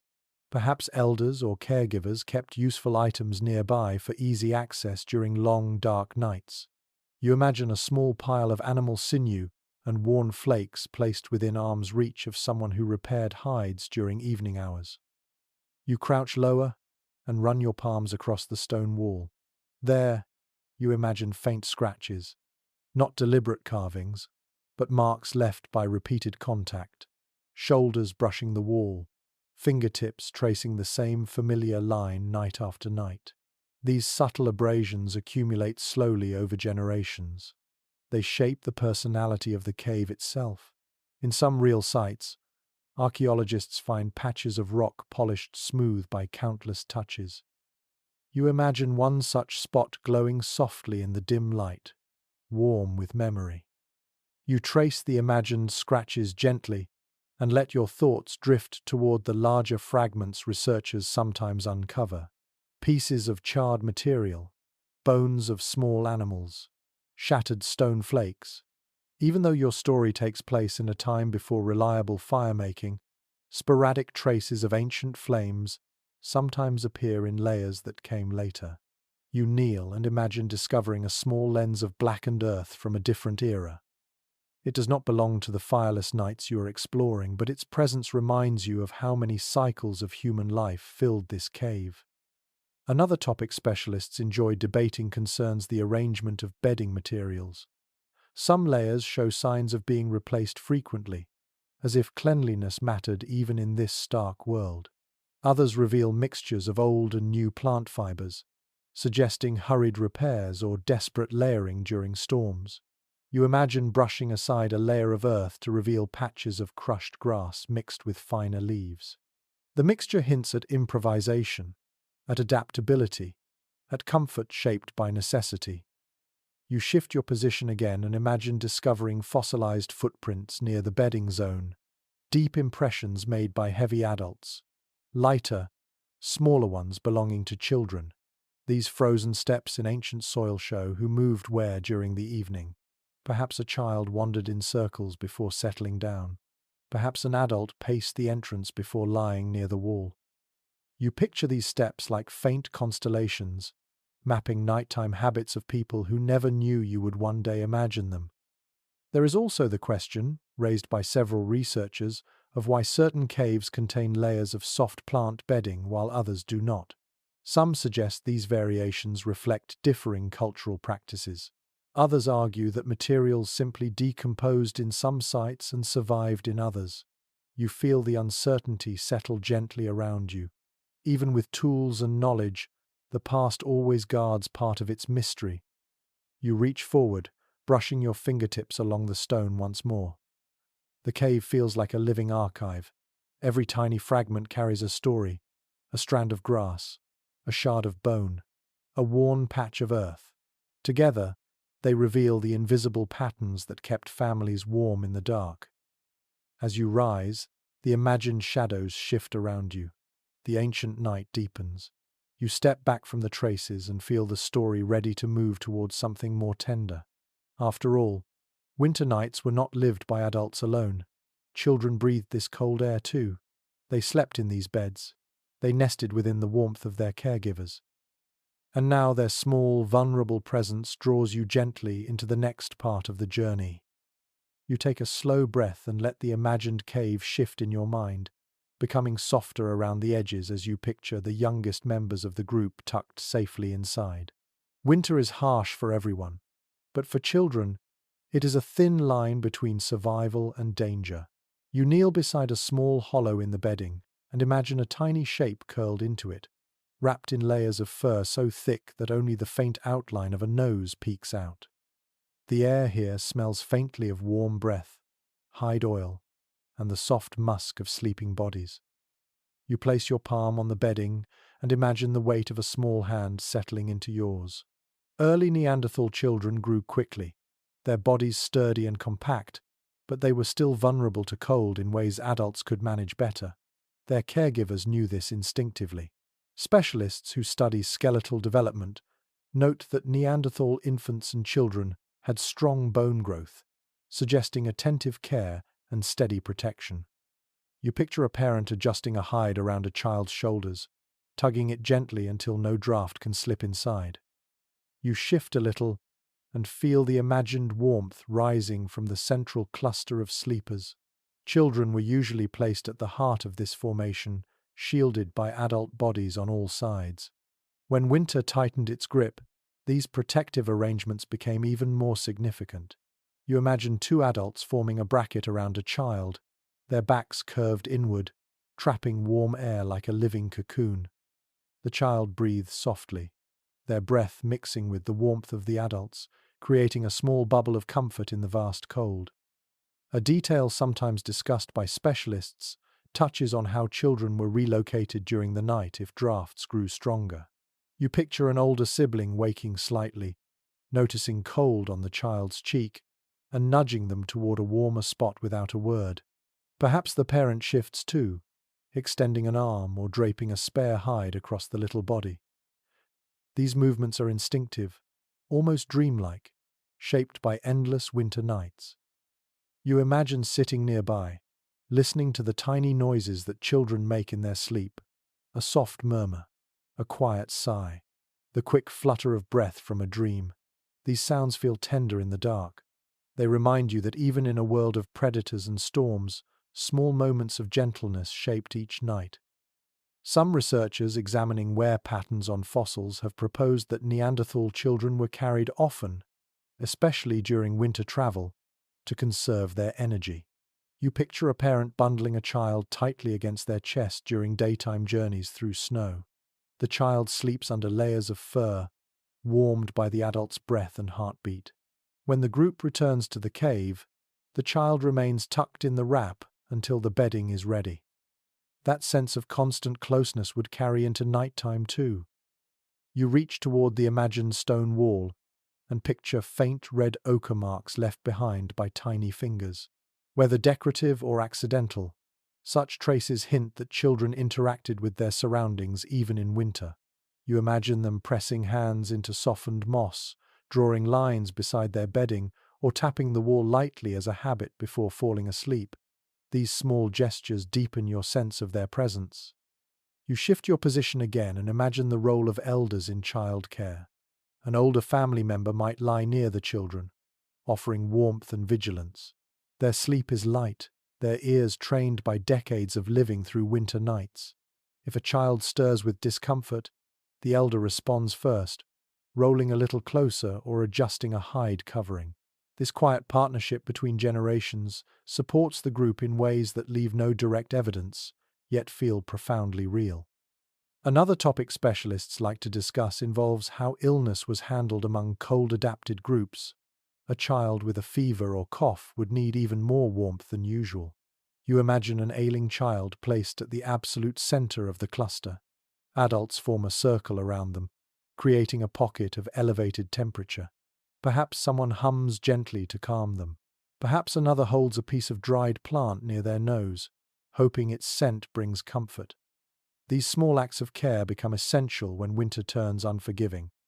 You lean closer to the imagined child and picture their breathing slowing into deep sleep. Their cheeks are flushed, not from warmth but from cold that touched them earlier. A parent strokes their forehead, checking for chill or dampness. The gesture is simple, timeless. It could belong to any era. The cave becomes a cradle during moments like this, holding generations inside its stony ribs. You take another breath and feel the cave around you grow warmer in your imagination. The bodies radiate heat, the hides hold it, the bedding insulates it. The presence of children transforms the space completely. Adults sleep lightly because they must. Children sleep deeply because they can. Their tiny sounds fill the cave with a softness that contrasts sharply with the world outside, where predators roam and storms roar.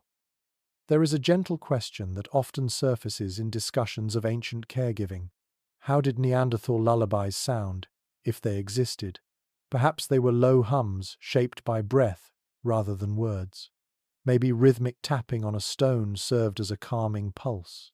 You imagine a parent humming softly, their chest vibrating, the sound drifting through the hides and settling the child's breath into a slower rhythm. As you rise slightly, the picture of the child remains vivid, curled tightly, wrapped carefully, guarded on all sides, sleeping through a night colder than anything you have ever known. This tender image softens the harshness of the ancient world and deepens your understanding of how communities survived without fire. They relied not only on tools and hides, but on each other. You turn your gaze toward the deeper dark of the cave. The storm continues outside, muffled by stone. The sleepers breathe steadily. The children rest safely at the center of it all. And as you step gently away from their quiet warmth, the story guides you toward the next essential element of winter survival. Not warmth this time, but sound.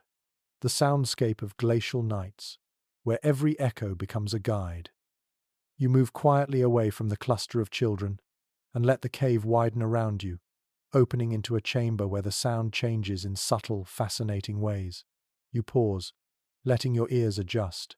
In this world without firelight, sound becomes the map, the clock, the weather report, and sometimes even the comfort that replaces warmth. You close your eyes and breathe slowly as the ancient soundscape gathers itself around you like a soft, cold cloak. The first thing you notice is the distant cracking of ice outside. It echoes faintly, as though the mountain itself is shifting its weight. The noise rolls through the darkness, deep and resonant, almost musical in its slow rise and fall. Researchers studying glacial environments often mention that ice does not simply sit quietly. It grumbles and splits, sighs and pops as temperatures change. You imagine a Neanderthal resting on the cave floor, hearing these sounds and knowing instinctively which ones signal danger and which ones mean nothing more than the glacier stretching its ancient limbs. You take a few steps forward and feel a slight change in air pressure. A new sound arrives, carried by the wind. A distant howl rises, thin and sharp, then fades into the snow-muffled night. Wolves, or something larger. You tilt your head, imagining how early humans would have passed that sound. They could not see the predators, but they could measure them through tone. A lone wolf's call sounds hesitant, testing. A pack's chorus is layered, broad, unsettling. Even without language, this distinction shapes how a watcher reacts. Another sound enters the chamber, quieter this time. Dripping water. A single drop hits the stone floor in a slow rhythm. Plink, plink, plink. You move closer and feel how the drip forms a small pool against the rock. This tiny sound may seem mundane, but in a cave shelter it is information. The steady drip tells you ice is melting somewhere above.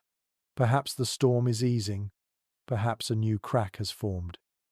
Specialists who explore ancient caves often note that water rhythms act like natural clocks. When dripping accelerates, temperature rises outside. When it slows, the world freezes harder. You settle onto the floor and let these layered sounds wash over you. Breathing, dripping, wind, distant predators, the gentle creak of hide curtains shifting with air pressure. These sounds merge into a tapestry. For someone trying to sleep, they become familiar companions. But anything out of place would stand out like a spark in darkness. You run your fingers along the wall and notice how certain surfaces reflect sound differently. Some corners amplify it, others swallow it, turning sharp noises into gentle murmurs. In real caves, acoustics vary wildly. Some specialists even suggest that early humans selected sleeping spots partly based on how the stone shaped sound. A slight echo might feel comforting. A hollow boom might feel threatening. You imagine someone lying close to a wall that vibrates gently when wind rushes past the entrance.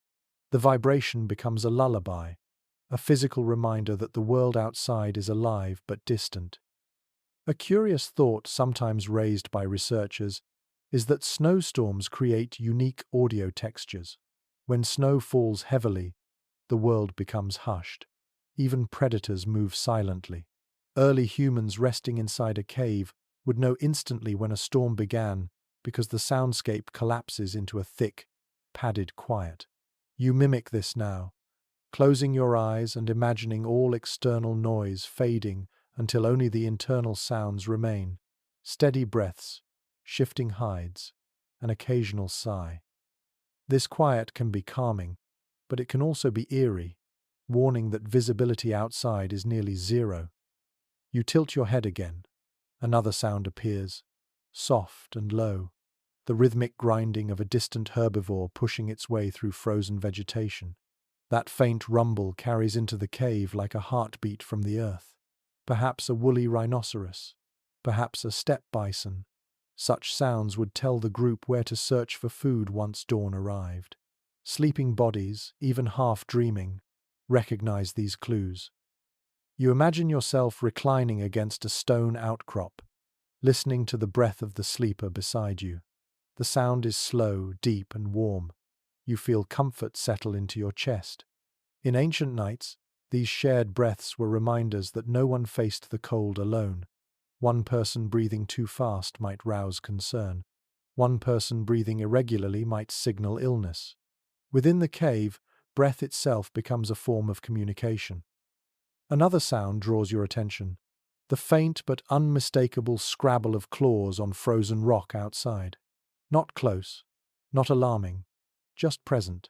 The group remains still, trusting the watchers. A curious idea some specialists mention is that people who slept closer to the entrance could differentiate between scavengers and predators by the patterns of their movement. Scavengers walk erratically. Predators move with slow intent. You imagine lying half asleep, listening to a creature pass by and understanding from sound alone whether danger is real or simply passing through the dark. You rise slowly and let your hand trail along the cave ceiling. You feel nothing, of course, but your imagination fills in fine vibrations from the wind. The roof hums lightly. These tones blend with the deeper rumble of the storm. You notice how layered the sounds are, how they overlap without merging, creating depth and space. In this environment, sleep and wakefulness merge too. Light sleepers hover just above dreaming, tuned to the soundscape the way modern people tune into background hums from distant traffic or ticking clocks. You take one last breath and let the entire chorus settle into your bones. This ancient audio world is not empty. It is intricate. It guides every decision, shapes every instinct, and wraps every sleeper in a cocoon of awareness. And as you turn from the shimmering darkness of the sound-filled chamber, the story gently carries you toward what comes next: the long wanderings of nomadic life and the ever-shifting places where these ancient families laid their heads. You leave the sound-filled chamber behind and drift toward the imagined entrance, where the world opens again into wide plains buried beneath winter light. The air stings your cheeks, sharp and honest. You pull your hides closer and picture the countless journeys that shaped Neanderthal life. They were not cave dwellers in a fixed sense. They were wanderers, following herds, climate shifts, and seasonal abundance. Their sleep was not tied to one shelter. It traveled with them, adapting to valleys, cliffs, riverbeds, and temporary hide-covered nooks carved out of snow. You step outside and imagine the crunch beneath your feet as you begin to walk through a shallow dawn. The sun is a pale disk rising behind thin clouds, offering light but little warmth. You picture a line of figures stretched across the snowy plain, each wrapped in thick hides, moving steadily with practiced rhythm. The group migrates not for luxury, but for survival. Herds move, water sources freeze or thaw, storms reshape terrain, and so families adapt by shifting their sleeping grounds again and again. Specialists who study migration patterns often point to layered evidence: repeated occupations of certain caves, abandoned sites reoccupied centuries later, and clusters of stone tools spread across wide territories. These hints paint a picture of movement, not chaos. The nomadic pattern likely followed well-known routes formed over generations. You imagine yourself stepping into their footprints, following faint depressions preserved in your mind more than in the snow. You walk a little farther and picture the group stopping for the day in a narrow ravine, where stone ledges offer shelter from wind. Not a deep cave this time, just a natural overhang. You imagine adults clearing snow from the ground, brushing it aside to reveal firmer earth beneath. Someone gathers evergreen branches to create quick bedding. Another shakes out hides that stiffened during the walk, draping them over the branches. A child presses their hands together for warmth, eyes half closed from exhaustion. In this world, sleeping arrangements shift constantly. Some nights, the group finds a shallow cave that cradles them gently. Other nights, they settle near boulders that block wind. Sometimes they huddle among dense shrubs or in the lee of a hill where snow forms natural walls. Each shelter is temporary, yet the nightly routine stays familiar. A gentle idea often discussed by researchers is that nomadic groups developed a mental map of safe resting spots across their territory. You picture an elder pointing toward a distant ridge, indicating a sheltered hollow beyond it. Perhaps their grandparents slept there. Perhaps that hollow has been used every winter for generations. Migration does not erase memory. It enriches it. You sit under the imagined overhang, adjusting your hide with a tug, and watch as the group settles in. They align their bodies in familiar clusters, children placed at the center, elders tucked into naturally shielded spots. The bedding is thinner than in a cave, but it still offers a layer against the frozen earth. You listen to the soft rustle of hides as everyone makes small adjustments. The sound reminds you of gentle waves slipping against a shore. Another topic that sometimes surfaces in discussions of nomadic sleep is the way groups balanced vigilance with mobility.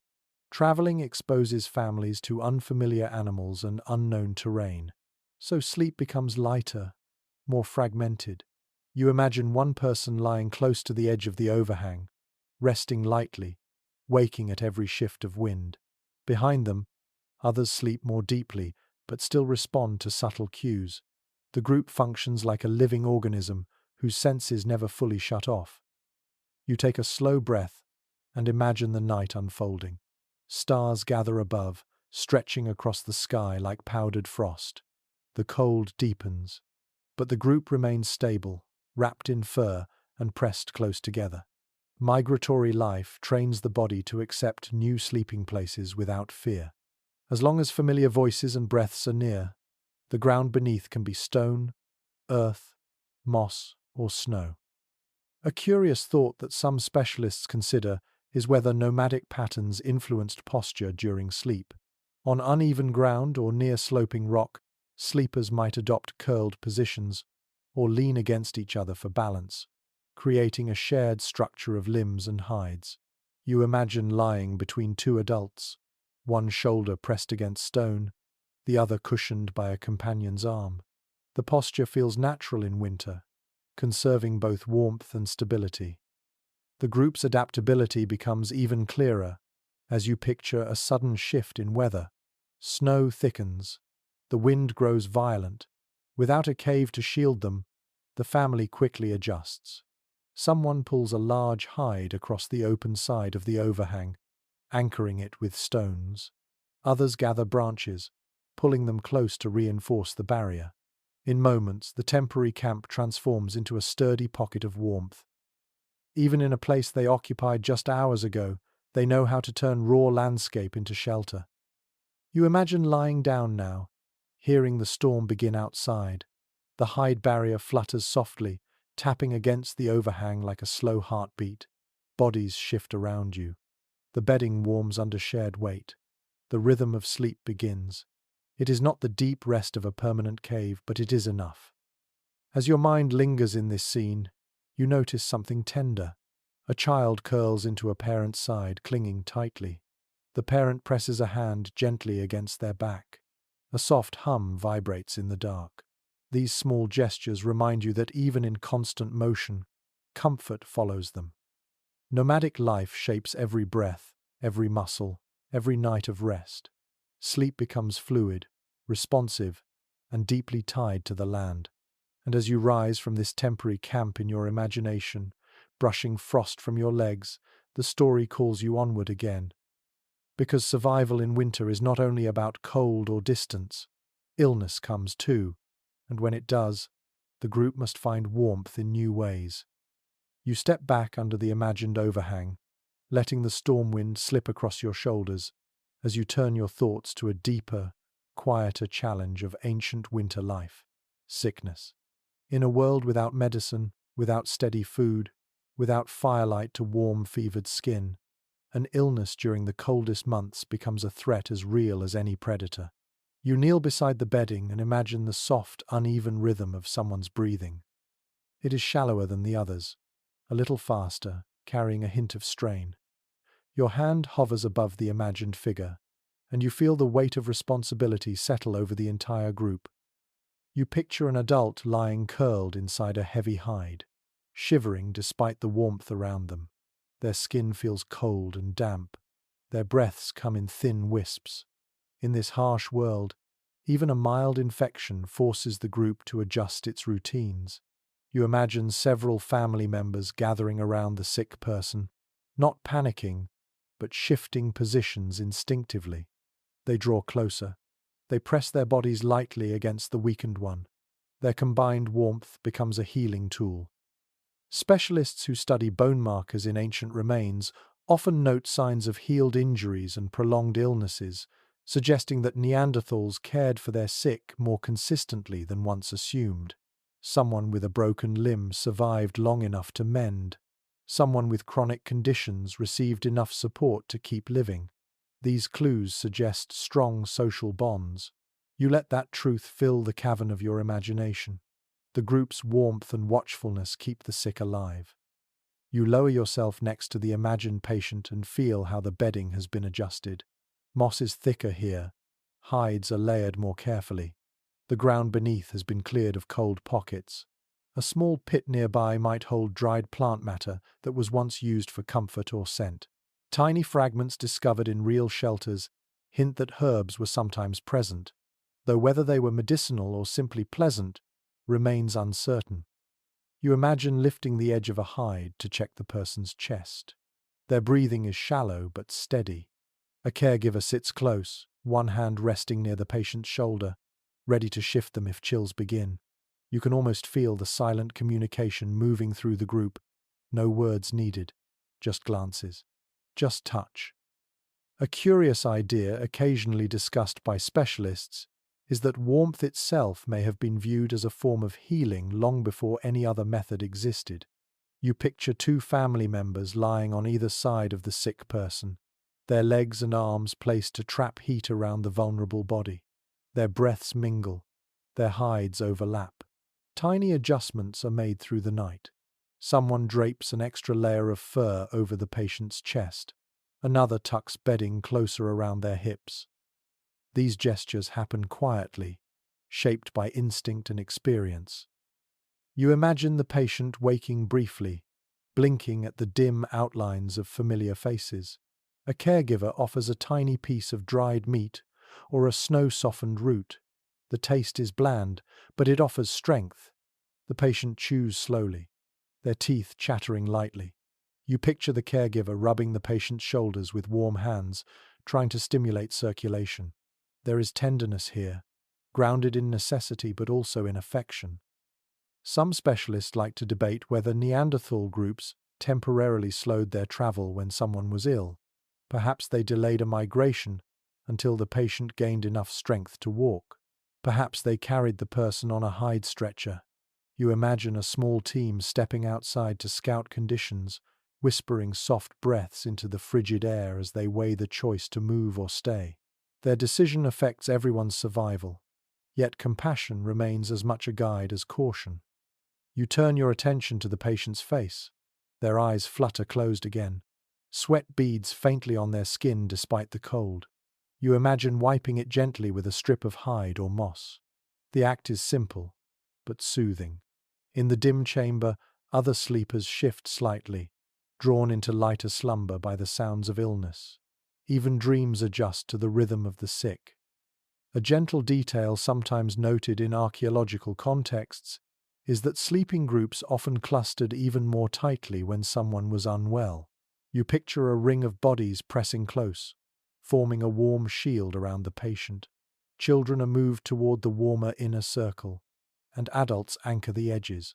The patient lies in the safest place, surrounded on every side by human warmth. This arrangement reduces drafts, stabilizes breathing, and helps the body fight whatever sickness has taken hold. You rest your hand on the floor and imagine the long hours that follow. The storm outside continues, but the group remains focused inward. Someone checks the entrance occasionally. Someone else adjusts the bedding under the patient. A watcher listens with extra attention, attuned to both predators and the soft coughs behind them. The night becomes a shared vigil. Another thought sometimes discussed by specialists concerns the emotional bonds that form in times of illness. Caring for the sick strengthens trust within the group. You imagine siblings sharing tasks. One keeps the child quiet. Another brings snow to cool a fevered forehead. An elder shares knowledge of past winters, offering guidance on how to position the patient for easier breathing. These moments shape the resilience of the entire community. You listen to the imagined breathing of the patient again. It steadies a little. Their body relaxes under the combined warmth. You picture them drifting into a deeper sleep, wrapped in hides and human closeness. The caregivers remain alert, even as their own eyes blur with fatigue. They check the patient's limbs, adjusting posture to prevent numbness from the cold. They watch the rhythm of breath for any change. You glance toward the cave entrance where icy wind continues to push in faint gusts. In this world, sickness and cold intertwine. A simple illness can become deadly if warmth is lost. But here, wrapped inside the living shelter of the group, the patient has a chance. You imagine days passing in this rhythm. The group stays close. Food is rationed carefully. Someone tends to the bedding daily, brushing off moisture and replacing plant fibers. The patient improves slowly, regaining strength breath by breath. When they finally sit upright, supported by a caregiver's arm, the group's relief is palpable, though expressed in subtle movements, not grand gestures. A nod, a gentle shoulder touch, a shared exhale. The healing process transforms the space. The cave feels brighter, though no light has shifted. The bedding feels warmer, though the temperature is unchanged. You realize how deeply communal care shaped winter survival. Without fire, without medicine, their greatest resource was each other. As the patient finally drifts into stable sleep, the storm outside begins to ease. The air grows quieter. The group takes deeper breaths. And the story pulls you onward, toward the quieter inner world of winter nights where dreams, memories, and hunger mix to shape the sleeping mind. You sit near the recovering sleeper for a moment longer, listening to their breath settle into a steady rhythm. Then you stand and walk deeper into the imagined darkness of the cave, until you reach a quiet hollow where the air feels unusually still. Here, where bodies rest and hunger gnaws softly beneath the ribs, you sense the place where dreams begin to form. In these long, fireless winters, the mind becomes a quiet landscape shaped by cold, scarcity, memory, and the soft murmurs of sleeping companions. You lower yourself onto the bedding and imagine your stomach tightening slightly with that familiar winter emptiness. Food has been scarce for days. The last meal was small, just enough to sustain warmth. You can almost feel the hollow ache beneath your ribs. That ache follows you into sleep, threading itself into your thoughts. Specialists studying the psychology of hunger often note that when the body lacks food, dreams grow vivid, strange, and deeply sensory. You imagine a Neanderthal settling their head onto a bundle of moss, eyelids fluttering as hunger shapes the first images of the night. Your mind drifts toward the taste of food, fresh meat seared by nothing but sunlight, warm marrow slipping from a bone, sweet berries from a summer bush. You imagine these flavors appearing in dreams, rich and indulgent. A starving mind paints feasts more clearly than reality ever could. Perhaps the sleeper beside you dreams of a river filled with fish. Perhaps someone else dreams of a mammoth herd grazing under warm skies. These imagined scenes offer comfort in a winter world where real abundance comes rarely. You lie perfectly still, feeling your breath rise and fall. Then another thought filters in: memories. Not the crisp memories of your modern life, but the ancient, instinctive ones carried through generations. Researchers sometimes propose that strong seasonal patterns shape long-term memory. You imagine a Neanderthal, dreaming of places visited many winters before, a valley filled with tall grass, a cliff where birds nested, a distant shelter handed down in stories. Dreams become a map, a storage system for critical knowledge. Even in sleep, the mind rehearses the routes that lead to survival. A faint murmur echoes from another sleeper. Maybe it is someone speaking softly through a dream. Maybe it is a deep exhale touched by longing. You picture a family member turning in their bedding, their face relaxed, their body warm from nearby sleepers. Their mind drifts into a different scene, perhaps one shaped by the sounds of the present night. A dripping rhythm becomes a river in their dream. A rumble of wind becomes the footsteps of migrating animals. The line between waking and dreaming blurs in the long winter dark. You roll slightly onto your side and imagine how the cold breath of the cave shapes your sleep. Dreams might be shorter when your body stirs to adjust bedding. They might be deeper when insulation is good. Some researchers suggest that fragmented sleep cycles could create multiple rounds of dreaming each night. You picture someone waking, shifting closer to the cluster, then drifting immediately into another dream filled with swirling snowfields or the soft voices of companions. Your mind drifts again toward hunger. The ache sharpens slightly. In your imagination, you reach for a dried piece of root stored near the bedding, a small nibble, just enough to calm the stomach. You imagine doing this in the ancient world too, waking briefly to chew something soft, letting the flavor travel through the dark before sleep pulls you back under. These tiny midnight snacks would ease fear, soothe children, and help the body maintain warmth through dreams. A tender detail sometimes raised by specialists studying modern forager groups is that shared dreaming becomes part of social bonding. People discuss dreams in the morning, interpreting them as warnings or hopes. You imagine early humans doing something similar. A hunter might wake and tell another sleeper they dreamed of following a herd toward a southern valley. A caregiver might say they dreamed of storm clouds clearing. Whether believed or not, these exchanges help shape decisions for the day. You feel your own breath warming the hide near your face. The rhythm of sleeping bodies blends into a soft harmony. That harmony becomes part of the dream environment too. You imagine someone dreaming of walking through tall grass while hearing the real breathing of their companions behind the dream sounds. The mind merges both worlds. Another thought occasionally raised in academic circles concerns the emotional tone of winter dreams. When food is scarce and storms loom, dreams may carry traces of fear, longing, or determination. You picture a sleeper dreaming of running from a predator. Their fingers twitch, their breath sharpens briefly.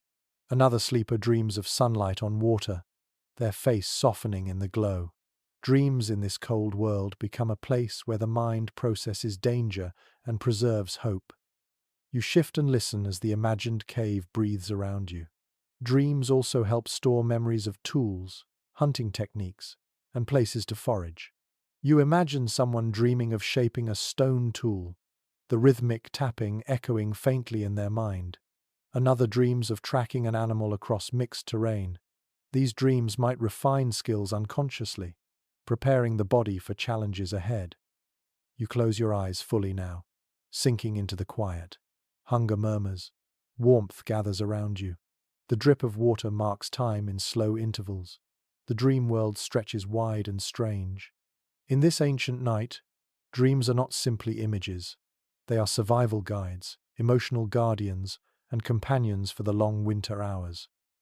You rest your hand on the bedding and imagine waking slowly at dawn. A faint glow touches the cave walls. Others stir. Some blink sleep from their eyes. A few whisper their dreams into the cold air.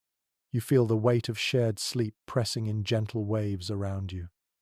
And as you rise, brushing moss from your palms, the story leads you forward toward the scattered objects found near ancient bedding. Strange items whose meanings flicker between tool, comfort, ritual, and mystery. You rise slowly from the imagined bedding, brushing the moss from your hands as the echoes of distant dreams fade. Ahead, the cave deepens into a shadowed alcove where the air feels older, still carrying faint traces of lives lived long before you. You walk toward that darkness and begin to notice small objects scattered along the ground. Some are familiar in shape, others feel strangely out of place.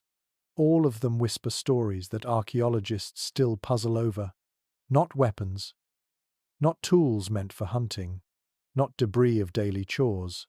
Instead, these odd items rest beside ancient sleeping spots like silent companions. You crouch near a smoothed pebble lying in a shallow depression. It fits perfectly into your palm.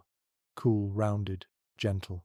Specialists studying these stones often remark that they appear deliberately selected, not just random fragments. Their surfaces are sometimes polished by repeated handling. You close your fingers around the pebble and imagine someone doing this night after night, rubbing it slowly to calm their mind before drifting into slumber. Maybe it eased anxiety.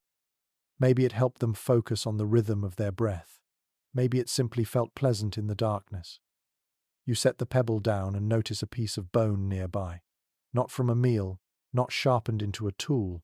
Instead, the bone looks smooth along one edge and bears tiny scratches that seem almost decorative. You imagine a teenager carving those lines absent-mindedly during quiet moments, using the object as a tactile distraction during long winter evenings. Or perhaps a child kept it as a treasure, tucked beside their bedding for comfort in the giant, echoing cave. A curious thought often raised by specialists is that these objects may have carried meaning only understood within the group. Perhaps certain stones were believed to hold good fortune. Perhaps particular bones reminded sleepers of past hunts. The cave floor becomes a quiet archive of these intimate attachments, each item holding emotional weight that cannot be measured by modern tools. You reach toward a thin wooden stick, softened by age. It lies close to the bedding area, not near the cooking zone or tool crafting spots. Its wood fibers are worn smooth near the center, as if fingers pressed there again and again. You imagine someone tracing the grooves of this stick while lying awake on a winter night, using the motion to soothe their thoughts. Or perhaps it belonged to a child who tapped it softly against the ground, creating a tiny rhythm that comforted them. Your gaze drifts farther, and you spot an arrangement of small stones in a gentle curve.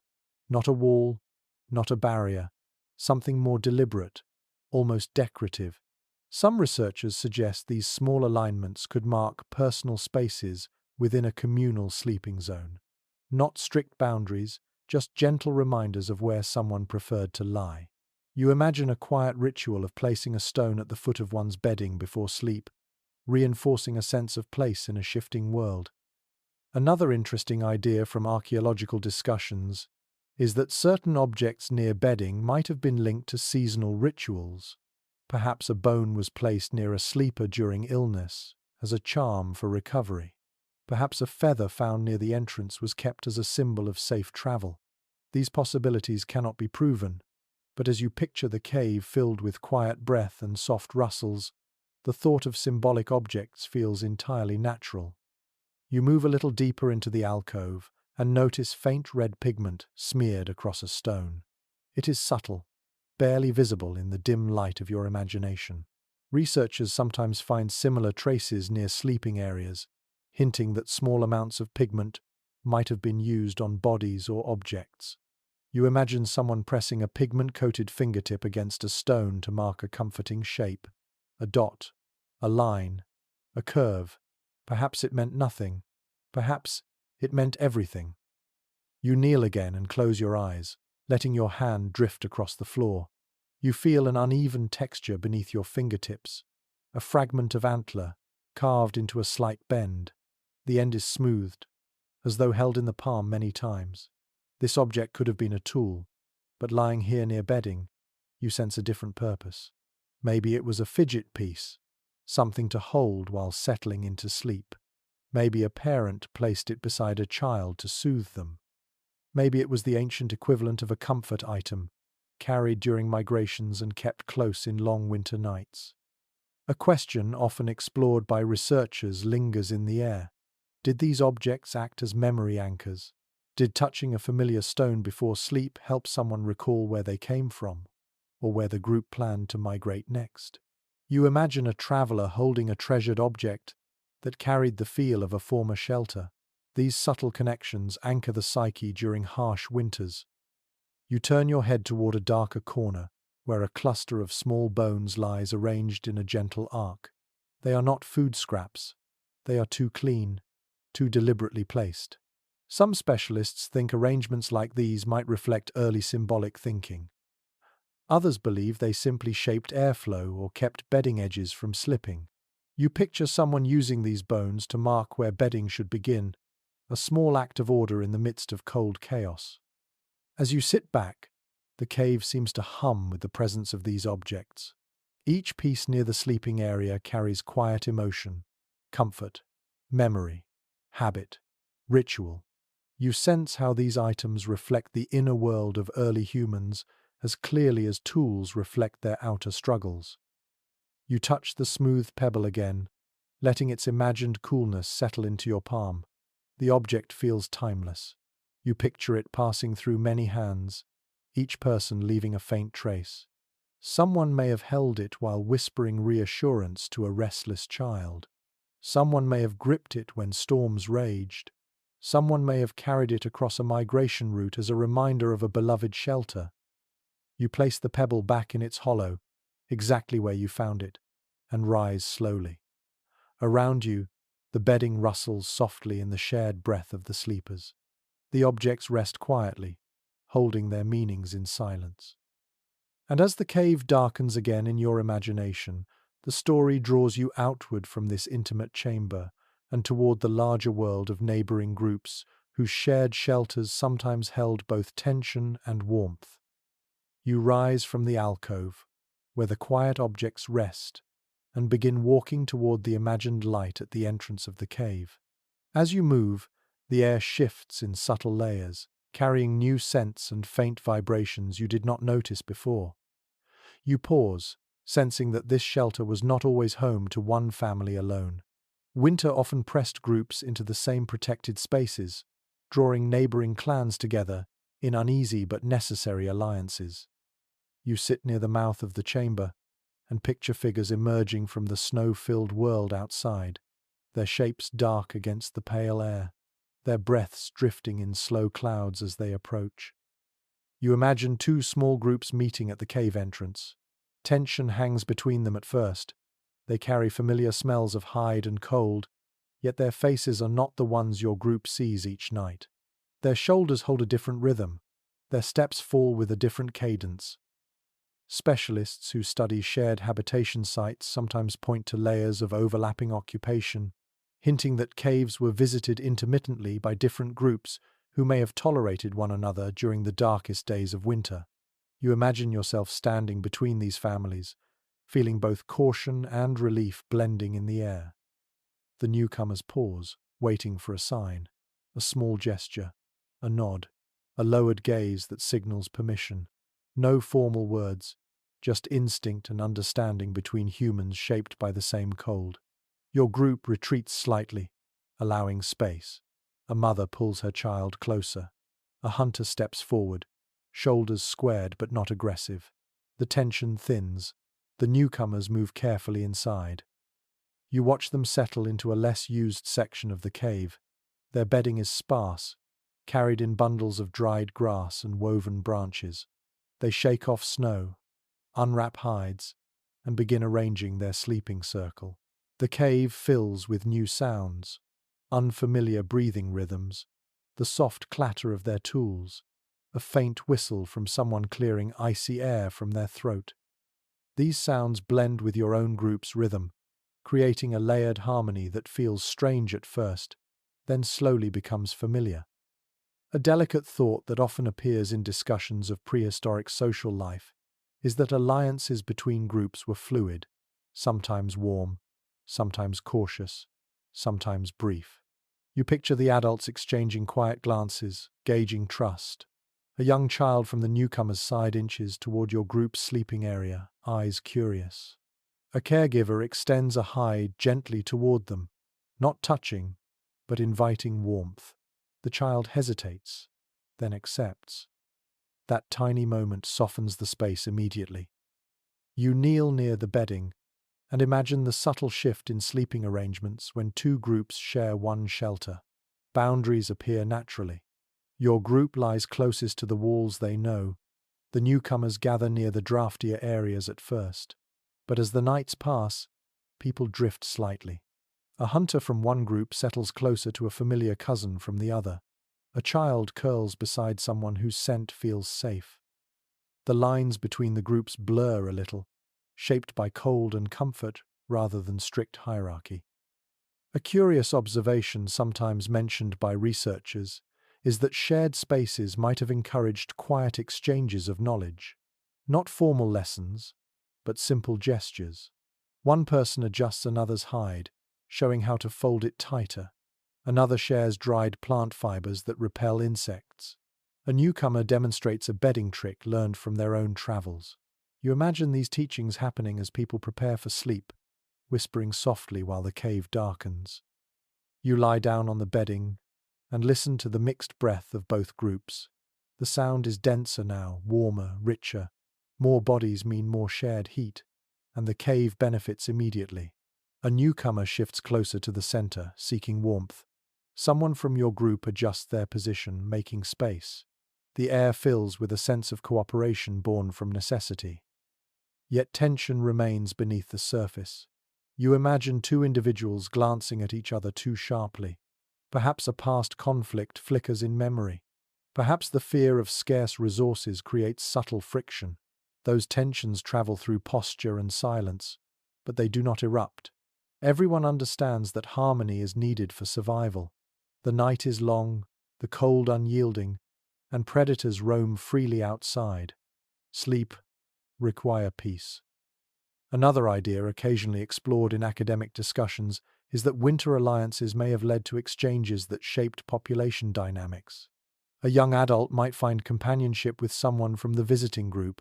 Bonds may form quietly, with shared glances during nighttime chores or whispered exchanges while tending bedding. You imagine such connections taking root in the cave's half-light, unnoticed but impactful. You watch as an elder from the newcomers' group settles into a hollow near the wall. Their breathing is uneven, marked by age. A member of your group shifts closer, offering warmth without words. The elder relaxes. These silent acts hold more meaning than any artifact can reveal. They reflect empathy born from shared hardship. As the night deepens, the cave becomes a shared sanctuary. Two groups rest in intertwined patterns, bodies curled under hides, breaths creating a rhythm that echoes softly off the stone walls. The storm outside continues its distant rumble, but the cave holds firm, filled with layers of warmth, tension, comfort, and the quiet mystery of human connection. You rise slowly, imagining how dawn might feel with two groups stirring together, stretching limbs, brushing off frost, and preparing to part ways or continue traveling together for a few more days. Alliances shift like snow under wind, but the memory of shared warmth remains. And as you step away from the imagined shelter, the story guides you toward the immense scale of their endurance. Not just one winter, not just one generation, but hundreds of thousands of years shaped by cold and resilience. You walk deeper into the vast chamber of your imagination, feeling the weight of time pressing down like slow, settling snow. The cave around you seems to breathe with memories older than mountains, older than the paths carved by glaciers. You pause in the dimness and sense the long chain of winters stretching far behind you. One Neanderthal life is impressive. 10 generations surviving the cold is remarkable. But now you stand inside the idea of 400,000 winters. The scale is almost impossible to grasp, yet you feel it settling softly into your thoughts like drifting frost. You kneel and touch the ground, imagining prints upon prints layered over centuries. The first figures to step here lived in a world barely recognizable. Their bodies were powerful, their limbs sturdy, their chests broad, their faces shaped for cold air. Specialists studying ancient remains often remark on the durability of Neanderthal bones, built to endure relentless climates. Over thousands of years, their physical traits did not just appear, they sharpened, strengthened, refined. The cold sculpted them patiently, winter after winter. You picture an early ancestor stepping into a cave like this one, rubbing their hands together, feeling an instinctive pull toward the warm center of a cluster. Then you imagine a later generation, slightly better at crafting hides, more practiced at layering bedding, more aware of airflow tricks. Slowly, almost invisibly, these skills accumulate. Knowledge is not written but carried in muscle memory and quiet observation. One child watches an elder check the entrance for drafts. Another learns how to shape snow into a protective wall. These lessons sink into the rhythm of daily life. You shift your weight and feel how the air in the cave thickens as your imagination reaches across tens of thousands of years. Entire ice age cycles come and go. Some winters are mild, others carve deep scars into the land. Neanderthals endure each wave. The shelters change. Some groups move south when glaciers advance. Others remain, adapting to colder winds. Bones found across Europe reflect this long dance between climate and survival. A thought from evolutionary studies drifts into your mind. Gradual adaptation is rarely dramatic. It is subtle. Over many winters, small changes accumulate. Bodies become slightly more efficient at retaining warmth. Skin responds differently to the cold. Muscle patterns shift to support strenuous snow travel. You imagine a line of descendants standing side by side through time, their silhouettes shifting slightly with each passing millennia, shaped quietly by frozen nights. You walk farther and picture a young Neanderthal from a later era sleeping with more refined bedding than their distant ancestor. Their hide coverings are thicker, stitched in places, shaped better to their body. Their sense of airflow is keener. Their instinct for safe shelter is sharper. These improvements were never considered inventions. They were simply life, passing from one generation to the next. Another idea occasionally discussed by specialists is that social structures also adapted across ages. As families survived harsh winters together, cooperation became deeply embedded in their way of living. You imagine early groups learning slowly that clustering infants near elders saves energy. Later generations refine these patterns.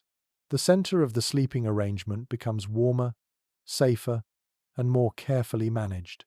These internal structures form an anchor across centuries. You press your hand to the wall and imagine thousands of fingers having done the same. Over time, stone becomes polished where people rest their heads night after night. These worn places, barely visible, mark where ancient bodies leaned and dreamed. You picture the earliest inhabitants sleeping against rougher surfaces, while later ones rest against smoother walls shaped by generations of contact. Even the cave changes over time, softened by touch. Some specialists ponder whether Neanderthal mobility patterns shifted as glacial cycles altered landscapes. You imagine families learning new routes, adjusting migration patterns, or returning to old shelters when climates warmed. Over many millennia, certain caves become woven into their lineage. Perhaps a grandmother once slept here. Perhaps a great ancestor carved a line on the stone. The connection to place deepens across time, even as groups shift in and out. You move to the edge of the imagined bedding and picture a line of sleepers spanning centuries. Children in thick hides, adults curled in protective arcs, elders with deep-set eyes. Across ages, their habits remain recognizable. The way they tuck their knees, the way they place stones to block drafts, the way they hum softly to restless children. These threads weave into a tapestry of resilience maintained across uncountable winters. A quiet idea sometimes explored by researchers suggests that long-term cold exposure might have shaped not just bodies but minds.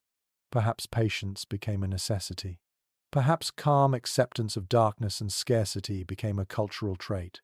You imagine the mental endurance needed to face 6 months of deep winter each year. Over generations, these traits would have become part of their identity. You sit down and let the weight of this endurance settle over you. 400,000 winters, long before fire was controlled consistently, long before stone tools became refined, long before your distant ancestors painted walls or built shelters. Through all those years, Neanderthals survived night after night with nothing but their bodies, hides, group warmth, quiet rituals, and deep intuition. The cave begins to feel timeless. You picture winter storms sweeping across continents that no longer exist in the same shape. You imagine mammoths moving across frozen plains. You sense the deep hum of glaciers grinding through valleys. Through all these monumental shifts, families return to places like this, curled together against cold stone, letting their bodies carry them through another night. You press your palm flat against the floor once more, as if touching the echo of thousands who rested before you.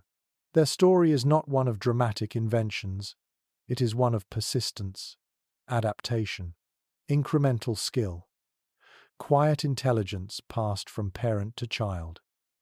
And as you rise again, the story gently carries you toward a turning point in this long timeline, a moment when the dark nights begin to change shape.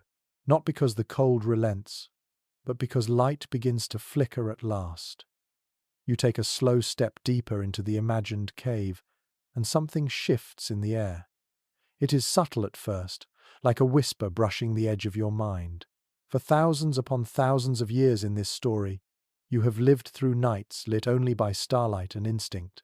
But now, as you picture the passage of time, a faint glow trembles against the stone. Not a roaring fire, not a blazing hearth, just the earliest flickering hint of something new. You settle onto the bedding, and imagine how this moment must have felt to those who had known only darkness. You rest your hand on the cool floor, and picture a later generation of Neanderthals who began encountering fire more frequently, not yet creating it at will, but capturing flames found in lightning-struck trees, volcanic edges, or smouldering branches carried from the distant plains. Specialists who examine archaeological sites note that sporadic fire use appears long before widespread mastery. That means some nights glowed faintly while others stayed cold and dark. You imagine this irregular rhythm spreading mystery and fascination through the sleeping group. You sit a little closer to the imagined glow, watching its faint shimmer dance across the walls. Even a tiny flame shifts the emotional texture of the cave. Shadows appear, long and strange, stretching over the stone like living spirits. For a group that had survived winter after winter without fire, this new light might feel both miraculous and unsettling. You picture a child reaching toward the glow, their breath catching softly. A caregiver gently pulls the hand back, knowing the danger but also sensing the power. Some specialists discuss the possibility that early fire adoption happened slowly, with long periods of forgetting and rediscovering. You imagine a night when a wandering group stumbled upon a branch still smoking after a storm. They carried it cautiously for hours, trying to keep the ember alive. Maybe it lasted until dusk. Maybe it went out. Over time, they learned small tricks, sheltering the ember under hides, burying it in warm ash, feeding it bits of dry grass to coax a faint flame. The nights changed, but not all at once. You lean forward and imagine the warmth brushing your face. It is weak but undeniable. For someone used to bitter darkness, that tiny warmth must have felt like a new kind of hope. The sleepers gather nearer to the glow, forming tighter circles. Their breath mixes with the faint heat. The cave's soundscape alters too. The soft crackle of burning grass replaces the endless dripping of water. Even the smallest flame holds presence. A curious thought sometimes raised in paleoanthropology is that early fire use might not have been focused on cooking at first. Instead, it may have been valued simply for comfort, light, or protection. You picture a group placing a flickering flame near the entrance of a cave. Predators see it and hesitate. The fire does not need to burn brightly. It only needs to suggest danger to creatures who fear the strange glow. You adjust your hide and watch the imagined flame dim slightly. It sputters. Someone shifts closer, blowing softly, placing new tinder near the weak ember. Their breath guides the flame into brightness again. This small ritual reveals how knowledge begins to take shape. A skill is passed through quiet observation rather than instruction. A child sees how the adult shields the flame with a cupped hand. Later, the child mimics it. Skill echoes through time. You close your eyes, feeling the difference between a night without fire and a night with even the smallest flicker. The air feels more alive. Dreams shift. The stone walls warm slightly. Danger seems farther away, even if only by a few breaths. Yet fire remains unreliable. Sometimes it fails. Sometimes weather kills it. Sometimes groups wander for weeks without finding a new ember. You imagine the disappointment when a treasured ember dies faster than expected, leaving the group once more in darkness. Their sighs echo through the cave. They return to the old rhythms, curling together, relying again on muscle and instinct. Another question specialists often discuss is how the introduction of fire changed social bonds. Perhaps people lingered longer at dusk, watching the tiny flame. Perhaps stories began here, not spoken in complex language, but shaped through gestures, expressions, and subtle sounds. You imagine someone tracing a pattern on the wall illuminated by firelight, inspiring a child to dream differently than their ancestors. Fire becomes a stage for imagination. You look up toward the ceiling and picture soot collecting slowly, in small patches at first. Later generations may find these faint black stains and wonder what caused them. For you in this moment, the stains signal a turning point. Light begins to shape the cave. Warmth begins to extend its reach. Sleep itself slowly transforms.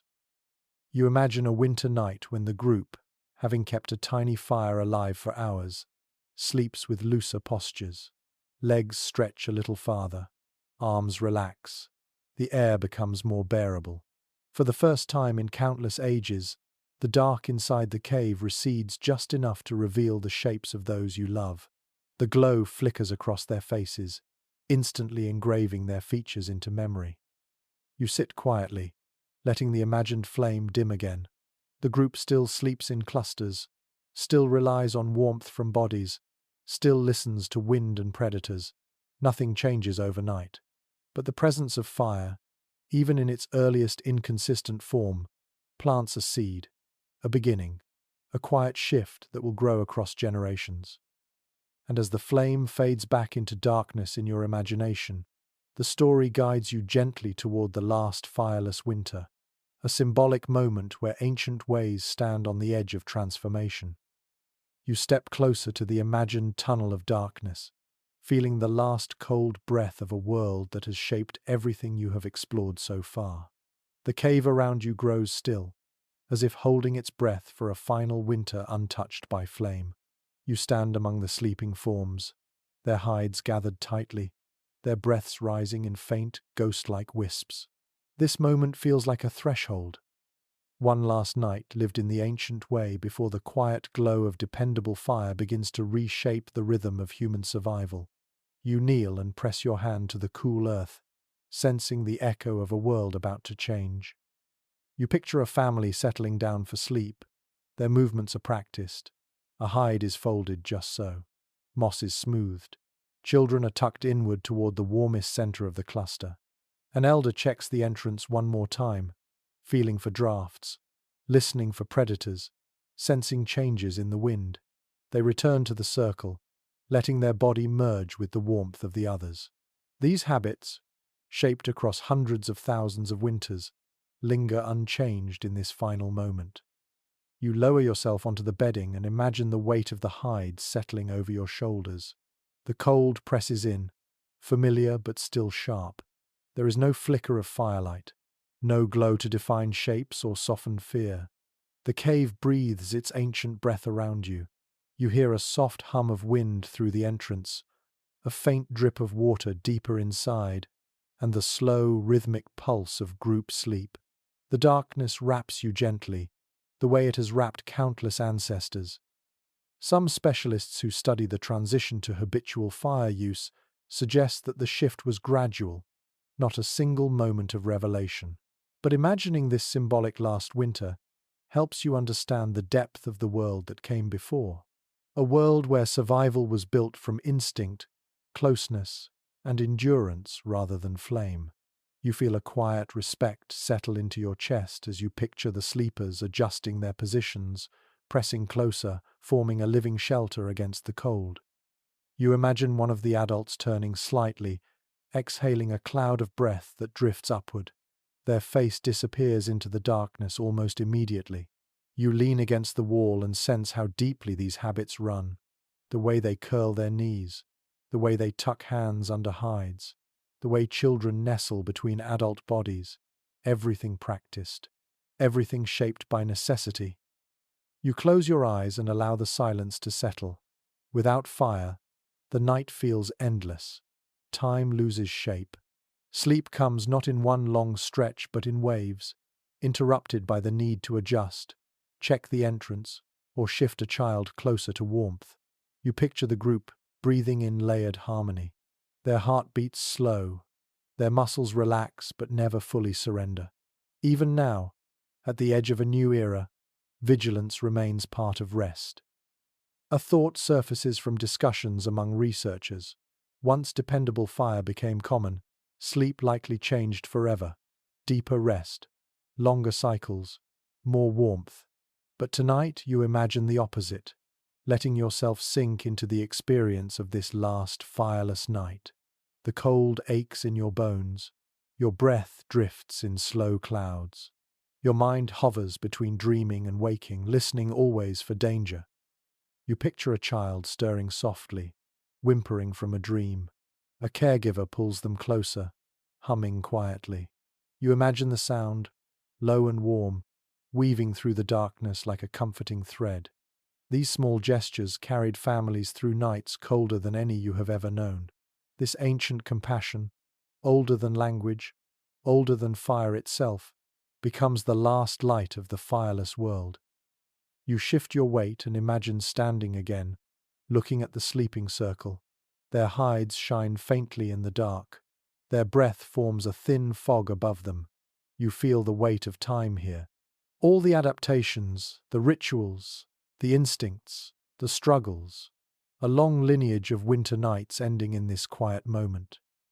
In your imagination, dawn approaches slowly. A pale sliver of light snakes into the cave. Outside, the world remains brutal, but something has shifted. Somewhere in the distance, a spark survives a storm. Somewhere, a group discovers how to coax flame reliably. And soon, this way of sleeping, this way of surviving, begins to fade. But tonight, in this final fireless winter, nothing has changed yet. The cold world holds its old form. The sleepers curl together, trusting in the warmth of their bodies. The cave shelters them. The darkness wraps them, and their breath continues rising like ancient incense. You take a slow breath, letting the quiet settle into your bones, preparing yourself for the soft wind-down that closes the story. You let the final echoes of this imagined winter drift away as you settle deeper into the quiet. The cave grows softer in your mind, its stone edges smoothing into gentle curves, its cold touch warming into something almost tender. You picture the sleepers resting in their clustered circle, their breaths drifting upward in slow, steady spirals. Each spiral fades into the darkness, like a thread dissolving into still water. The storm outside has quieted now, leaving only a faint, distant hush, the kind that settles over a landscape blanketed deeply in snow. You breathe slowly, letting the rhythm of those ancient sleepers blend with your own. The darkness around you becomes lighter, softer, almost like velvet. Thoughts lose their sharpness, edges blur. Even the memory of cold begins to dissolve. The imagined hides resting over your shoulders feel heavier, warmer, like a blanket pulling you gently downward. You let yourself sink into that sensation, allowing the warmth to unfold across your back, your arms, your chest. The cave's quiet deepens into something peaceful. You can almost hear the faint heartbeat of the earth beneath you, slow and calm. It steadies your own breath. The long journey through ice, through starlight, through silent migrations, settles into a single gentle feeling: safety. You feel held. You feel sheltered. The ancient world recedes into a soft glow at the edge of your thoughts. Not gone, just quiet, resting now like the sleepers you've walked beside. Your eyes grow heavier. Your breaths grow longer. You let the night take its shape around you, loose and easy, like drifting snow. And in that softness, the story settles into silence, inviting you to rest with it.